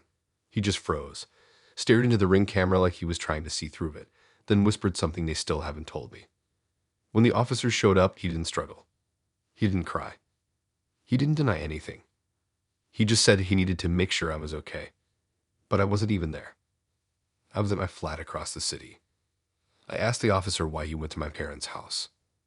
He said Ethan claimed I wasn't answering his signals. Signals. His 30 missed calls. His voicemails. His weird messages. He told the police that he panicked when I didn't answer. He said he felt something was wrong because he had been studying my routine and felt a break in it. A break in it. I don't even know what that means. I woke up a couple hours later than usual. That's it. My routine didn't break, but in his head it did. And that was enough for him to break into my parents' garden. The officer asked me if I wanted to come see the footage. I said no. I didn't want to watch him creep around the house I grew up in. But I did want to know how he even remembered where my parents lived. We dated for a year. He visited twice. Both times I drove. Both times we left quickly because he said the area made him uncomfortable. So how did he remember the street? How did he remember the exact house? How did he end up there at 3 in the morning without getting lost? Turns out he didn't remember. He researched it. The officer told me he had screenshots on his phone of my mom's Facebook profile, my dad's LinkedIn, a street map with a red marker, Even a zoomed-in picture of my old bedroom window from last Christmas when I posted a photo with a tree behind me. He pieced the address together through social media like a puzzle. My parents were asleep during all of it. They didn't hear a thing. They woke up to police cars outside and a voicemail from the neighbors saying someone was outside their house trying the doors. When my mom saw the footage, she called me instantly, crying. I had never seen her shaken like that. The police told me something else too. He brought stuff with him. In his bag they found a flashlight, a phone charger, a protein bar, a hoodie of mine that I threw out, and a handwritten note addressed to me. The officer didn't read the whole thing to me, but he did say the beginning was something like I knew you'd come home eventually. Home. A place I haven't lived for years. A place he had no right to be near. He fully believed I'd go back there. He thought my silence meant I was in danger. He thought climbing around my parents' house at 3 in the morning was protective, not insane.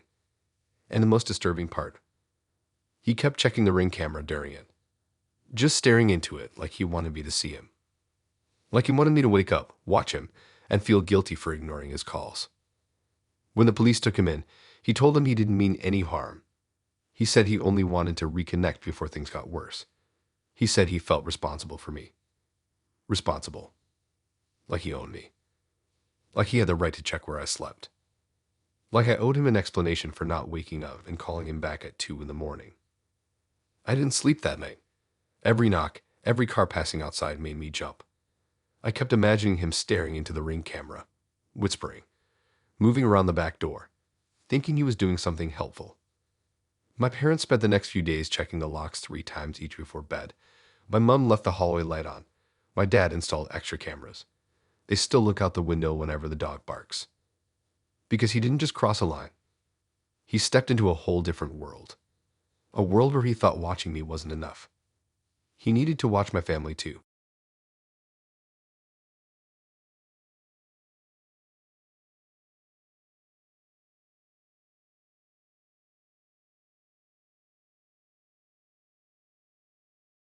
The whole thing started with something small enough that I almost didn't notice it. That's the part that freaks me out the most now. It didn't begin with threats or messages or drama. It began with a parked car. Just a normal car. A car I knew too well. A car I wish I never saw again after the breakup. It started the first night I went to my new girlfriend Maya's place. I got there around 10. Chilled evening, nothing deep. When I parked outside her house, I spotted a car 2 spaces down. Same make, same model. Same faded bumper sticker. Same exact mark on the side panel where she once reversed into a shopping trolley and pretended it wasn't her fault. My ex's car. I didn't panic right away. I told myself it was a coincidence. The street had cars everywhere. People visited friends, parked randomly, drove around hunting for empty spaces. Anyone could have owned that car. But the next night, it was there again. In the exact same spot. And the night after that. And the night after. Always parked just far enough to not be obvious, but close enough that I couldn't ignore it. Half the time the windows were fogged up from the inside. That was the part that made my stomach twist. Someone had been sitting in it. Watching. I tried to tell myself it wasn't her. I even tried taking a picture to compare plates, but the angle was always too dark. Still, something in me already knew. My ex wasn't the move-on type. She was the you owe me every answer type. The why didn't you text me back in 5 minutes type. The I saw you blink wrong so you're lying to me type. So when that car kept showing up outside Mayna's house like a ghost that didn't want to go away, I knew it wasn't just a bad coincidence. Something was happening. But I didn't call the police yet. I didn't want to come across like I was exaggerating. I didn't want to freak me out. I didn't want to admit the truth for me in my head. Then came the night everything snapped into place. I finished work late, around midnight. The car park behind our workplace is usually silent at that time. It's dim, quiet, lit by one flickering lamp that makes every shadow look suspicious. I started walking to my car when, I swear on my life, I heard another engine start somewhere across the lot. I didn't think anything of it until I pulled out of the space and checked my mirror. The silver car was behind me. The same one. Same dent, same shape, same everything. At first it was 2 cars behind. Then one. Then suddenly right behind me at the exit. I tried turning left where I normally go home, and the car followed. I switched lanes. It switched lanes. I took a wrong turn on purpose. It followed that too. That's when my whole body went cold. I didn't drive home. I didn't even drive toward Mia's house. I drove straight to the nearest petrol station because it had bright lights and cameras everywhere. I parked right next to the doors and watched the other car roll past slowly, like they were checking if I got out. It didn't stop. It didn't park. It just kept rolling by like a shark circling water. I wrote down the plate that time. I already knew whose it was, but seeing her plate made the fear hit different. This wasn't guessing anymore. This wasn't paranoia. She was following me. Every night. From work. From Mia's house. From everywhere. I called the police the second I got home. They told me to stay inside and that they'd send a patrol to check my area. I barely slept that night. I kept imagining her waiting outside, watching my window, counting my steps, memorizing my routine like some obsessed detective. But the real nightmare hit the next day. The officers came to my door around 5 in the afternoon. I thought they were just checking in. I didn't expect the first thing out of their mouth to be, "You need to sit down." They told me they caught her. Not outside my flat. Not parked down my street. But following me from work. They found her half a mile behind my car on the dual carriageway. They pulled her over because the plate was flagged from my earlier call. She didn't argue. She didn't deny anything. She acted like this was normal. Then they searched her car. That's when the whole situation turned from scary to sickening. In the back seat, they found binoculars. Not tiny ones. The long ones. The ones you'd use for watching something from distance. The ones you'd use to stare at someone's front door from down the street without being caught. Next to it, they found printed maps. Maps of my workplace. Maps of my route home. Maps of the area around Mia's house. Even a map of the supermarket I shop at. Each one had little circles drawn on it. Notes scribbled on the sides. Arrows marking paths I took. Days I arrived early. Days I left late. Then the officer told me what made everything click in the darkest way. She had my work schedule in the car. A printed copy. With my name highlighted. She didn't steal it from my bag. She didn't hack anything.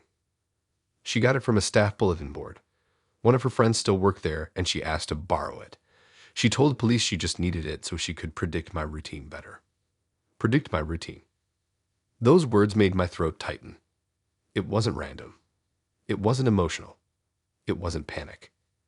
She planned this. She followed me methodically. She tracked me, recorded me, studied me. She knew when I clocked in, when I clocked out, when I met Mia, when I got home, when my lunch break was, when I drove, when I walked. And the worst part, when the police asked why she was following me, she said she wasn't. She said she was protecting me. She said she needed to keep an eye on things. She said I had made unsafe choices when I dated someone new. She said Mia wasn't trustworthy. She really believed she was helping. They arrested her on the spot. She kept begging them to let her talk to me. She kept telling them they were making a mistake. She kept asking where I was.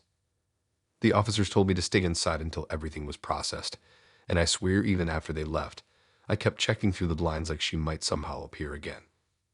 She knew too much. She memorized too much. She decided too much on my behalf. You don't fully understand fear until you realize someone has built their whole week around watching yours.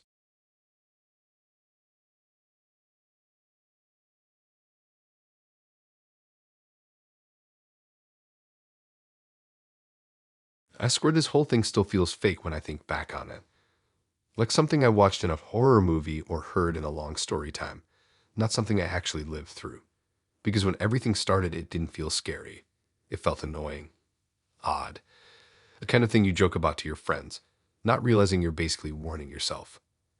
It all started with noises in my loft. Not big noises, not loud bangs or footsteps or anything dramatic, just tiny sounds, soft taps, a weird faint shuffle, something that almost sounded like fabric brushing against wood, the kind of sound you only notice when the whole house goes quiet. The first time I heard it, I read sitting on my bed scrolling on my phone. It was around midnight. Everything was still. Then I heard a gentle thud above me. I froze for a second, then shrugged it off and blamed the wind, or birds, or old pipes. I live in a house that creaks sometimes. Nothing new. The second time was the next night. I was brushing my teeth when I heard something that sounded exactly like someone dragging a bag across floorboards above my head. Slow, almost lazy. It lasted maybe 3 seconds, just long enough for my brain to register it, then convince itself I imagined it. I still didn't freak out. Third night was different.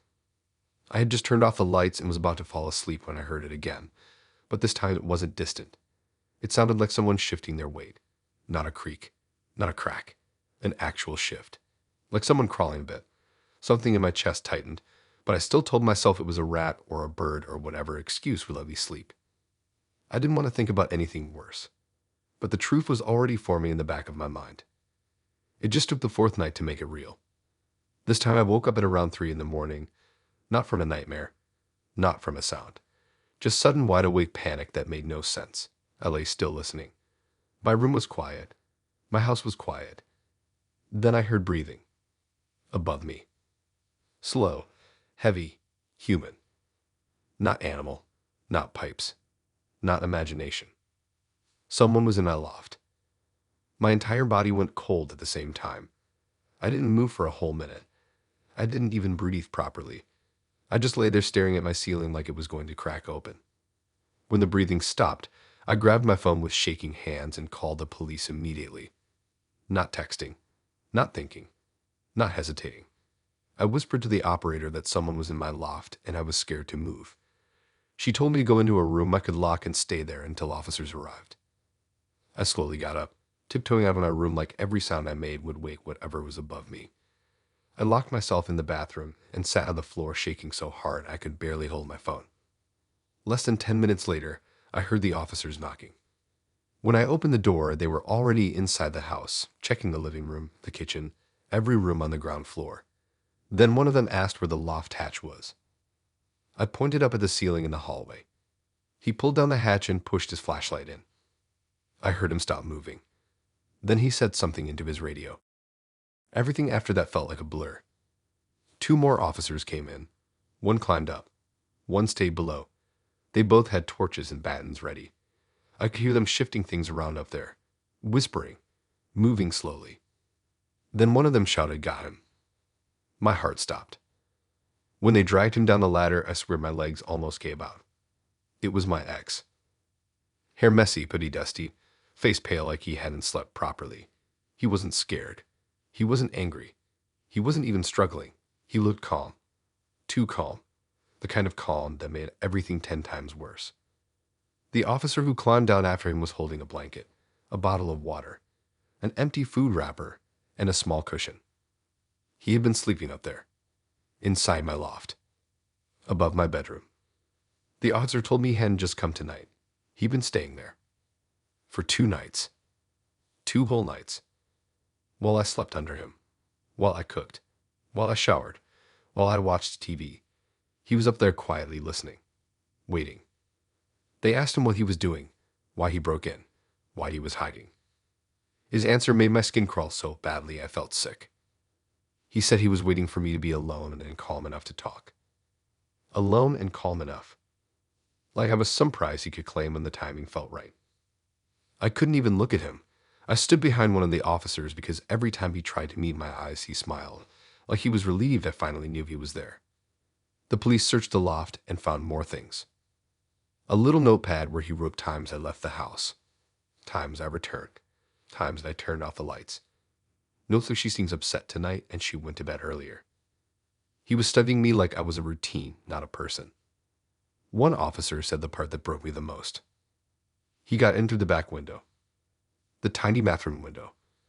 The one I sometimes forget to lock because it's so high up. He used the garden bin as a ladder, climbed onto the roof, slipped inside, then pushed open the loft hatch from the inside and crawled up. And he planned to stay longer.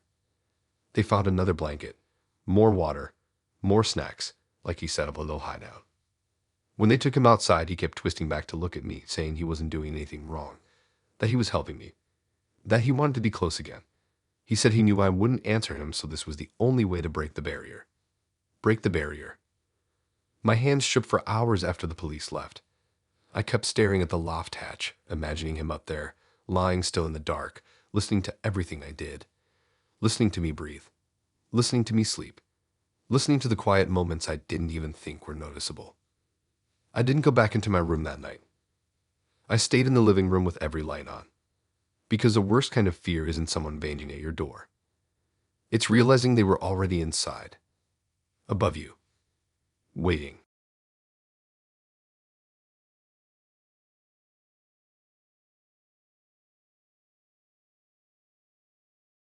It started with flowers. Actual flowers. A whole bouquet sitting on my doorstep when I opened the door to go to work, wrapped in cheap paper and tied with ribbon like some cheesy movie scene. At first I thought they were from my mom, or maybe a friend messing about, or maybe even my new girlfriend, even though she's not the type to send stuff randomly. But when I picked them up, I saw the little white card tucked inside the stems. Her name was written on it. My ex. Just my luck. The second I saw her handwriting, my whole chest sank. Not out of fear. Out of long, tired embarrassment. Because I blocked her everywhere. I avoided her. I didn't speak to her. I didn't even look at her direction when I saw her at the shop once. I thought I had made it clear I didn't want any connection anymore. But apparently the flowers didn't get the memo. The note didn't have a message, just her name. Like she wanted to remind me she still existed. Like she wanted the silence between us to feel loud again. I dropped the bouquet inside and left it on the table without touching it. At work I kept overthinking it. Who sends someone flowers they dumped months ago? How did she even get my address again? Did someone give it to her? Did she still have something saved somewhere? I tried not to make it bigger than it was. Maybe she was having a weird breakdown. Maybe this was her version of closure. But then it happened again. Next morning, another bouquet. Same cheap wrapping. Same type of roses. Same little card. Same handwriting. Just her name. Then the third bouquet. And the fourth. I didn't want to call the police just because someone left flowers on my doorstep. Even if it was weird. Even if it made my stomach twist a bit. It still felt too dramatic to involve officers. But something wasn't right. The roses were always the same number. 12. Exact same shades. Same length. Same pattern of leaves cut. They looked identical. Like they came from the exact same bush. That detail wouldn't leave my head. So on the fifth morning when I found the roses again, I did the one thing I should have done earlier. I checked my account. I never thought I'd see her on the screen. But there she was.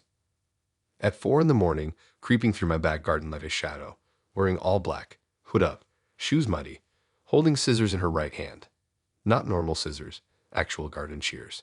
The long ones. She didn't even hesitate climbing my fence. She looked like she practiced it. 1 foot up, one hand on the ledge, quick swing over. She didn't look around. She didn't panic. She didn't even move quickly. She moved like she belonged there. But the craziest part wasn't her in my garden. It was what she did next. She looked over the fence toward my neighbor's yard. Then she climbed that fence too. When she landed in their garden, she crouched next to the rose bushes, those massive ones they've been growing for years, and started cutting. Clip. Clip. Clip. Slow. Careful, like she had all the time in the world. Like she wasn't trespassing at 4 a.m. She gathered the roses in her arm, tied them with the ribbon she had stuffed in her pocket, then climbed back into my garden with them. Then she walked to my back door and paused. She just stood there, staring at the door. Not knocking. Not placing the flowers. Just staring. My chest tightened watching the footage. The way she stood. The way she leaned her head slightly like she was listening for something. Like she wanted to hear me breathe from inside the house. She stayed there for almost a whole minute before she finally walked around to the front and placed the roses neatly by my door. Then she walked off into the night like it was nothing. When the video ended, I felt sick. Not scared. Not shocked. Just sick. Because this wasn't a one-off moment. She'd been doing this for days. Maybe longer. I didn't even check further back. I didn't want to see how many nights she'd been sneaking around. I called the police immediately. They came pretty quick because trespassing at 4 a.m. with scissors counts as suspicious enough. I showed them the footage. One officer rewinded it twice. Another asked if she had a key. Another asked if I ever gave her permission to be here. No. Never. Not even close. They took screenshots of her face, the scissors, the roses, everything. They told me they'd patrol the area that night and look for her. But they didn't have to look long. Because she came back the very next night. This time I didn't sleep. I sat downstairs with all the lights off, watching the feed on my phone. Around 3:50, I saw moving again. Same dark clothing. Same slow steps. Same shape climbing over my fence. She went straight to the neighbor's roses. Same cutting motion. Same careful gathering. But this time, blue lights flashed down the street before she could climb back over. The officers caught her still holding the roses, scissors dangling from her hand, petals all over her hoodie. They told me later that she didn't even run. She didn't throw the scissors. She didn't try to hide anything. She just stood there holding the bouquet like she was waiting for someone to take a photo of her. When one officer asked her why she was cutting flowers from someone else's garden at 4 in the morning, she gave an answer that still makes my skin crawl. She said she needed them to look perfect. She said shop flowers looked fake. She said roses from his neighbor's garden felt more personal. More personal. That word felt venomous. Then she said something that turned everything from creepy to terrifying. She said she had been doing this every night because I looked sad, and she wanted to help brighten the mornings. She had been watching me. Watching my lights. Watching my movements. Watching when I woke up. When they arrested her, she kept asking where I was. She kept asking if I saw the roses. She kept saying she hoped I kept them in water. Like all of this made sense in her head, like she hadn't broken into a stranger's garden with scissors in the middle of the night to leave stolen flowers outside her exit house. She really believed she was helping. The police asked if I wanted to press charges. I said yes before they even finished the sentence. That same night, I threw out every bouquet she ever left. I didn't even keep the wrapping. I couldn't look at a rose without hearing the clip of her scissors cutting them in the dark. Even now, every time I see a flower left anywhere near my door, my chest tightens. Because the scariest part wasn't the roses. It wasn't the scissors. It wasn't even her climbing 2 fences like it was nothing. It was how normal she made it look. Like she wasn't breaking in. Like she wasn't creeping. Like she wasn't watching me sleep. Like she was doing me a favor.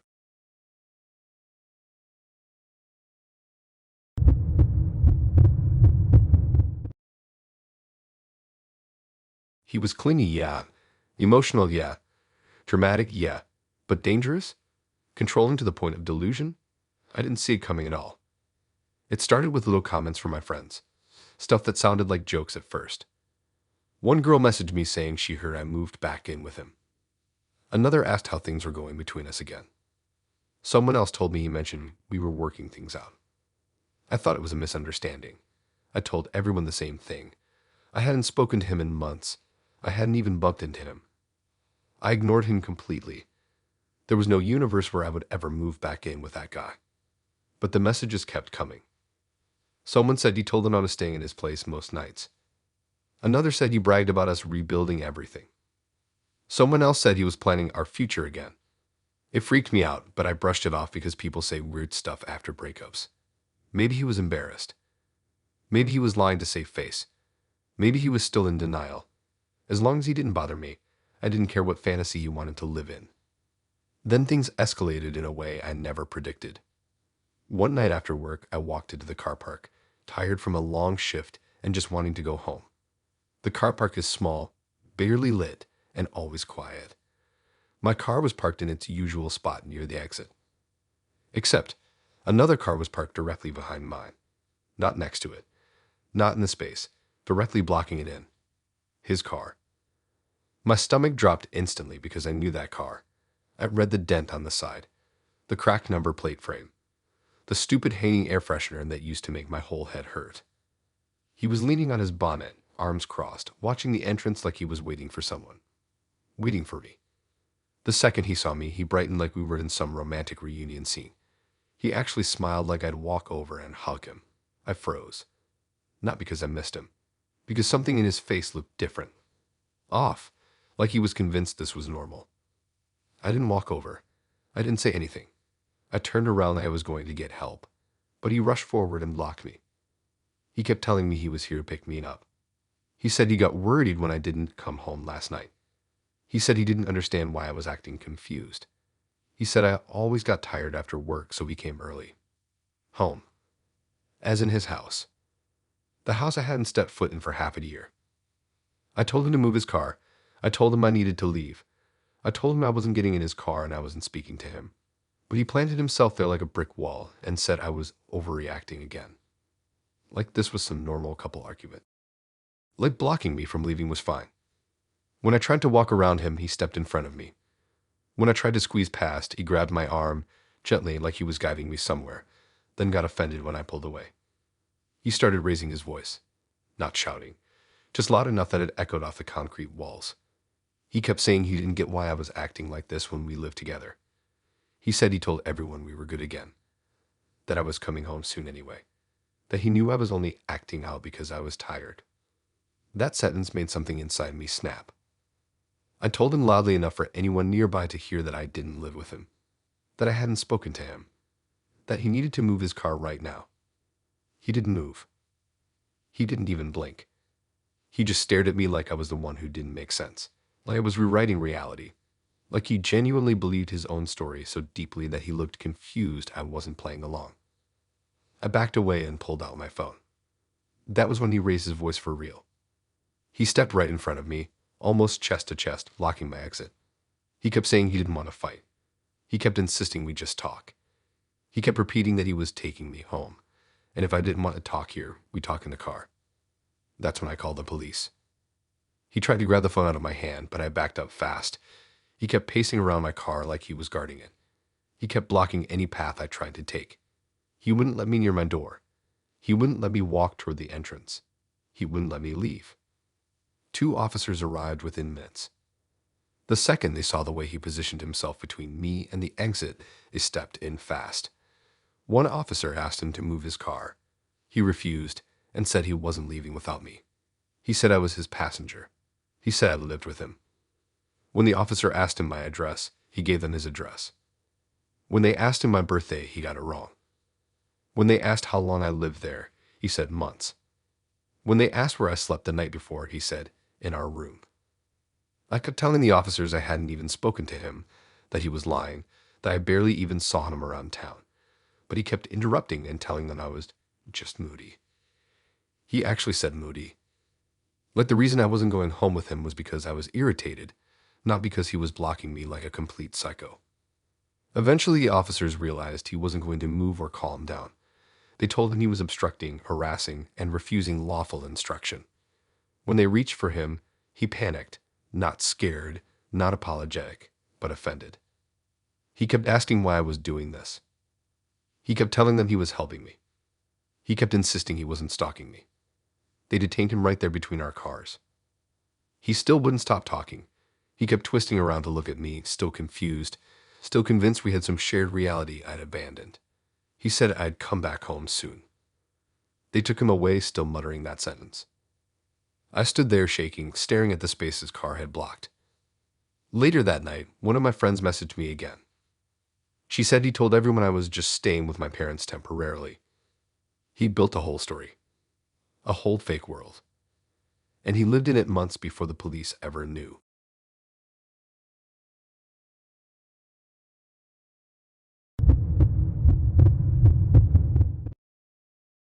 Didn't even take it seriously at first. If anything, I thought some kids messed around on my street. I wasn't scared. I wasn't stressed. I just stood on my driveway staring at a pile of smashed glass like someone dropped a bottle while walking past. I had no idea that the smashed glass wasn't an accident. I had no idea it was the first sign of something way worse coming. And I definitely had no idea that the person who broke it was standing on my property hours before the police caught her trying to get inside my house with a hammer. But let me start properly. That morning I stepped outside to go to work and saw the glass scattered right by my front tire. At first I thought someone tried breaking into my car, but the windows were fine. Nothing was cracked. Nothing stolen. So I brushed it aside with my foot and kept walking. I figured maybe someone dropped a bottle or something fell off a bin truck. Throughout the day I kept thinking back to it though. The glass didn't look like it came from a bottle. It looked like it came from a window. Those tiny square bits. The kind that come from a smashed pane, not a dropped drink. Still, my brain didn't do it anything serious. Not yet. After work, I came home, microwaved some leftovers, and chilled for the rest of the evening. Nothing weird at first. Nothing that hinted at the absolute madness that would go down that night.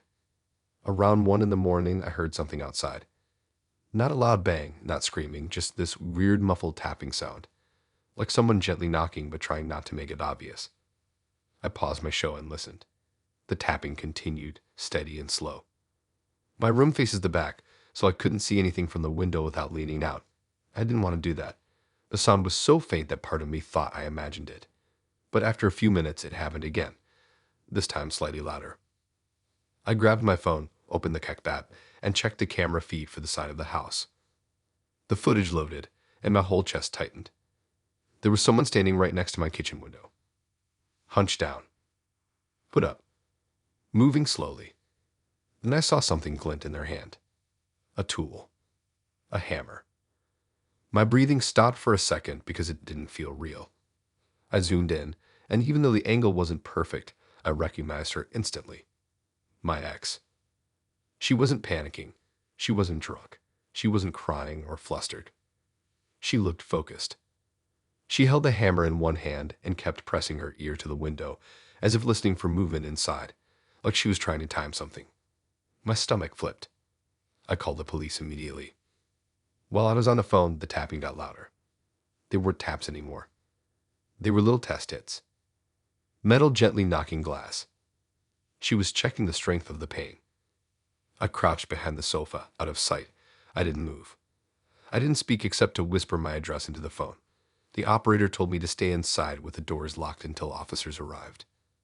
Then the camera feed glitched. For a second, a screen went black, and my heart almost fell out of my chest because I thought she cut the power. But the feed came back a moment later. She hadn't moved.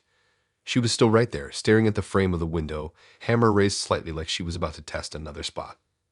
Then she stepped back, lifted the hammer, and swung. The sound was loud enough I heard it from inside. The window cracked. Not fully broken, but fractured badly. It made a spider web pattern right across the middle. She swung again, harder. This time the glass bowed. A piece fell out. That was when the blue lights flashed down my street. She snapped her head toward them and froze. Then she dropped the hammer and tried to run around the side of the house toward the garden, but the officers were already there. Two of them sprinted after her and pinned her against the fence. She didn't fight. She didn't scream. She just kept saying something over and over. I lost something inside. I lost something inside. I lost something inside. When they asked her what she meant, she kept repeating it like she didn't even hear them. They cuffed her and walked her toward the car, and that was when she finally snapped out of that weird trance-like state. She looked straight at my window. Straight at me. Like she knew I was watching. Then she started shouting that she needed to come in, that she left something important, that I wasn't answering her, that I couldn't ignore her forever. She yelled that she knocked earlier and I pretended not to hear. She yelled that she knew I was awake. She yelled that I owed her 5 minutes. 5 minutes. They put her in the back of the car, but she kept twisting around to look up at the house like she was waiting for me to step outside and stop them. I didn't move from behind the sofa. When the officers came to speak to me, they explained everything. They said she'd been seen walking up and down my street earlier that evening by a neighbor. They found footprints in the broken glass on my driveway, meaning she was probably the one who smashed something earlier. She had come back to finish what she started. They found a hammer. They found a small chisel. They found gloves stuffed in her hoodie pocket. She wasn't trying to talk. She wasn't trying to apologize. She was trying to break in. She told them she lost something inside, but refused to explain what. The officers told me her story made no sense. She wasn't confused. She wasn't having a random breakdown. She had a plan. She brought tools. She chose a window. She did test it. She waited until everything was quiet, then tried again. Even now, every time I walk past that cracked window frame, I can't stop thinking about how quietly she must have stood there listening, waiting, trying to guess when I'd be at my calmest, when I'd be most vulnerable. The smashed glass on my driveway wasn't an accident. It was a warning, and I ignored it.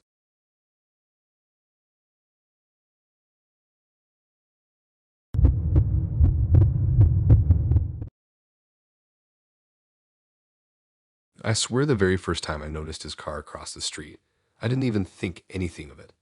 It was late, the street was quiet, and I honestly thought it belonged to some random neighbor's guest. I didn't even look twice. I just locked my door, made some food, and went to bed like a normal night. But the next night, the same car was there. Same spot. Engine off. Lights off. Just sitting there. That was when I started staring at it a bit longer. You know that weird slow stare you do when your brain is trying to connect dots it doesn't want to connect? I recognized the shape of the headlights first, then the little dent on the bumper, then the tinted window that always had tiny streaks at the corner because he never cleaned it properly. My ex's car, parked outside my house, facing my window. I didn't panic at first. I thought maybe he was dropping something off for a friend on the road. Maybe he needed to make a call. Maybe it wasn't him inside, just someone borrowing his car. I forced myself to not spiral. But then it happened again. And again. And again. Every night for a week. Same spot. Same angle. Same stillness. The kind of stillness that makes your chest tighten because you know it's not normal. He never knocked. He never texted. He never walked up to the door. He just sat there, hidden behind the glass like some kind of shadow waiting for a signal. I stopped opening my curtains fully. Stopped taking the bins out after dark. Stopped leaving the house without checking the street first. It wasn't even fear at that point. It was confusion, like, what's he waiting for? What does he want? Why isn't he doing anything except staring at my house? But the real fear came when my neighbors started noticing too. One older couple next door messaged me on Facebook asking if I knew the man who kept sitting in a dark car late at night. Another neighbor told me she saw him eating something in there around 1 a.m., like he was settling in for the night. A full-on stakeout. For me. It didn't properly hit me until the night everything escalated. It was around 3 in the morning. I was half asleep, half scrolling, trying to tune out the quiet hum of the world outside when my phone buzzed. It was my neighbor texting me in all caps telling me to stay inside. Before I could even reply, I heard something outside my back door. Not the gate latch, not footsteps. A metallic clicking sound. Fast, repetitive, almost rhythmic. Like someone fiddling with something small. I froze. Clicked again. Faster. Then slower. Then a scrape. My heart was basically in my throat at that point. I grabbed my phone and opened the backyard camera feed. At first the screen was dark, blurry, unfocused. But when the image sharpened, my whole body just locked up. There he was. My ex. At my back gate. Hunched forward, hands tight around something small and silver. A lock-picking kit. An actual lock-picking kit. He was trying to open my gate. At 3 in the morning, without knocking, without calling, without speaking. Just picking the lock like he'd done this before. My neighbor must have already called the police because moments later I heard footsteps rushing down the alley and saw blue lights hitting the back fence. He didn't even run. He just looked up slowly, and at the police arriving with some minor inconvenience, like they interrupted him doing something important. They grabbed his wrists and pulled him back, and the whole time he kept looking over the officer's shoulder at my house. Not angrily, not scared, more like disappointed. Like I left him waiting too long. They found the tools on him, not just the picks, a folded screwdriver, a thin metal rod, a tiny flashlight. He didn't deny anything. He didn't panic. He told them straight that he was checking in on me because he thought I was ignoring him on purpose. He told them he wasn't breaking in. He told them I would have let him in if I wasn't upset.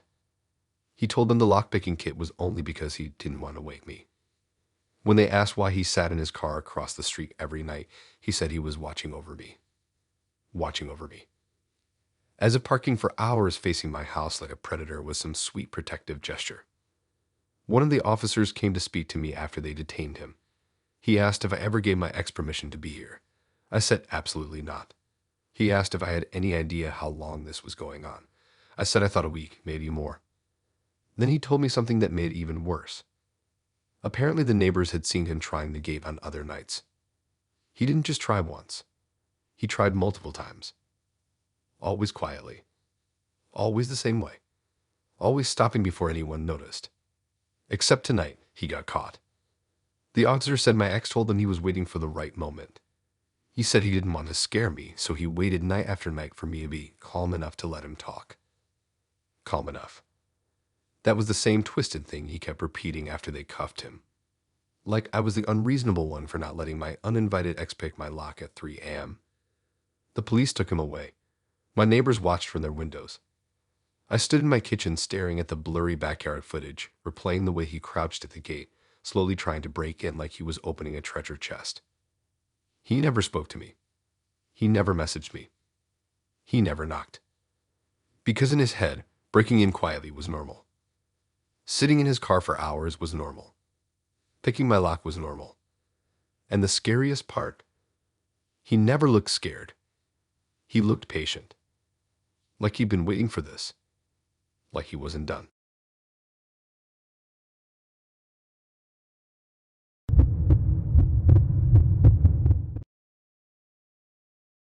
You know that split second where something looks the same but not the same, and your stomach reacts before your head does?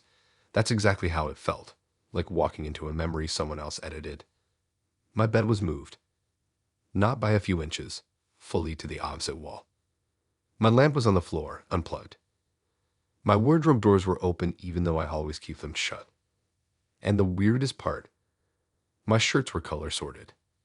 Like someone had spent actual time rearranging them in a rainbow order I never asked for. At first I told myself maybe I was so tired I forgot to move something earlier. Or maybe my cousin dropped by and messed up my room as a joke. Even though that made no sense because no one had my spare keys. No one had been in my house, and nothing else in the house was touched. Only the bedroom. Only the room she used to nag me about. My ex. That thought hit so fast I actually stepped back from the doorway. My whole chest tightened. We broke up months ago. I blocked her on everything. I hadn't seen her, heard from her, even thought about her like that in ages. So why did my bedroom, my personal space, look like someone spent an hour fixing it? I dropped my bag, scanned the room again, and that's when the real fear kicked in. Nothing was taken. Nothing was broken. Nothing was missing.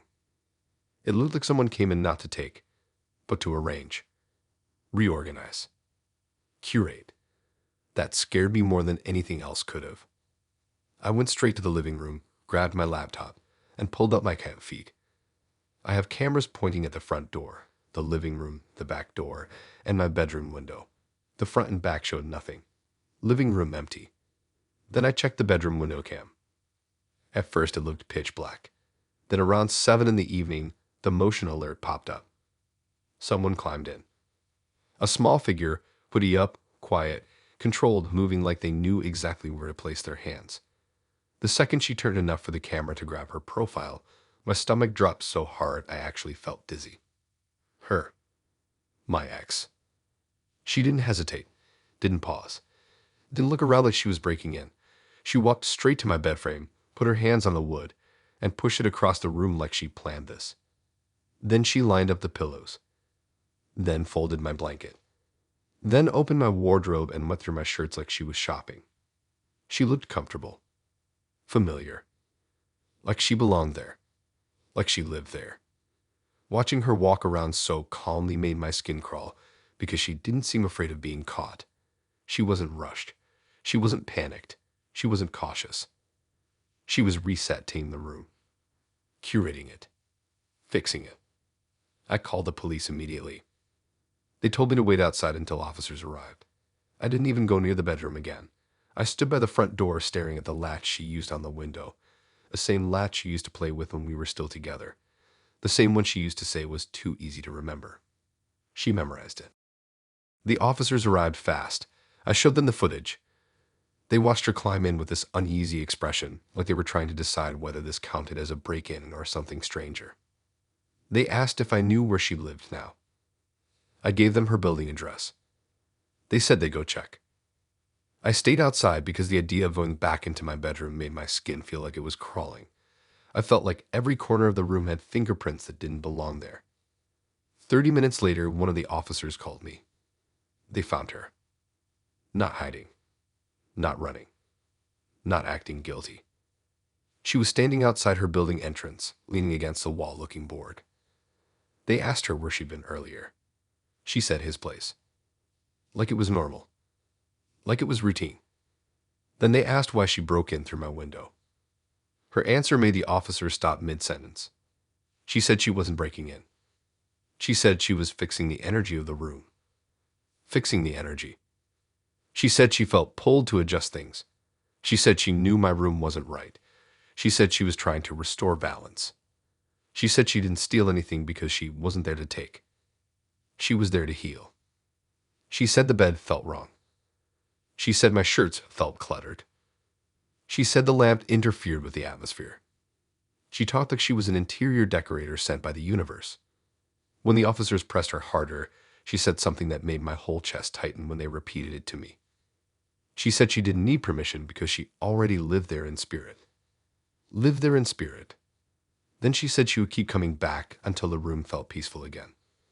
When they told her she was trespassing, she got offended. Not scared. Offended. She said I should have been grateful. That was the moment they detained her. The officer told me she didn't resist. She didn't cry. She didn't even raise her voice. She just kept calmly insisting that she knew what the room needed and that she'd been patient waiting for me to figure it out myself. They took her in. I sat on my sofa staring at my bedroom door for an hour. I couldn't step inside. Not after watching her move my bed like it was hers. Not after seeing her run her fingers across my shirts like she was choosing outfits. Not after hearing her say she lived here in spirit. That night, I slept on the sofa with the hallway light on. Because the scariest part wasn't the break-in. It wasn't the rearranged room. It wasn't even her climbing through the window with the latch she memorized months ago. It was how calm she was. How normal she made it sound. How convinced she was that my room was hers to fix.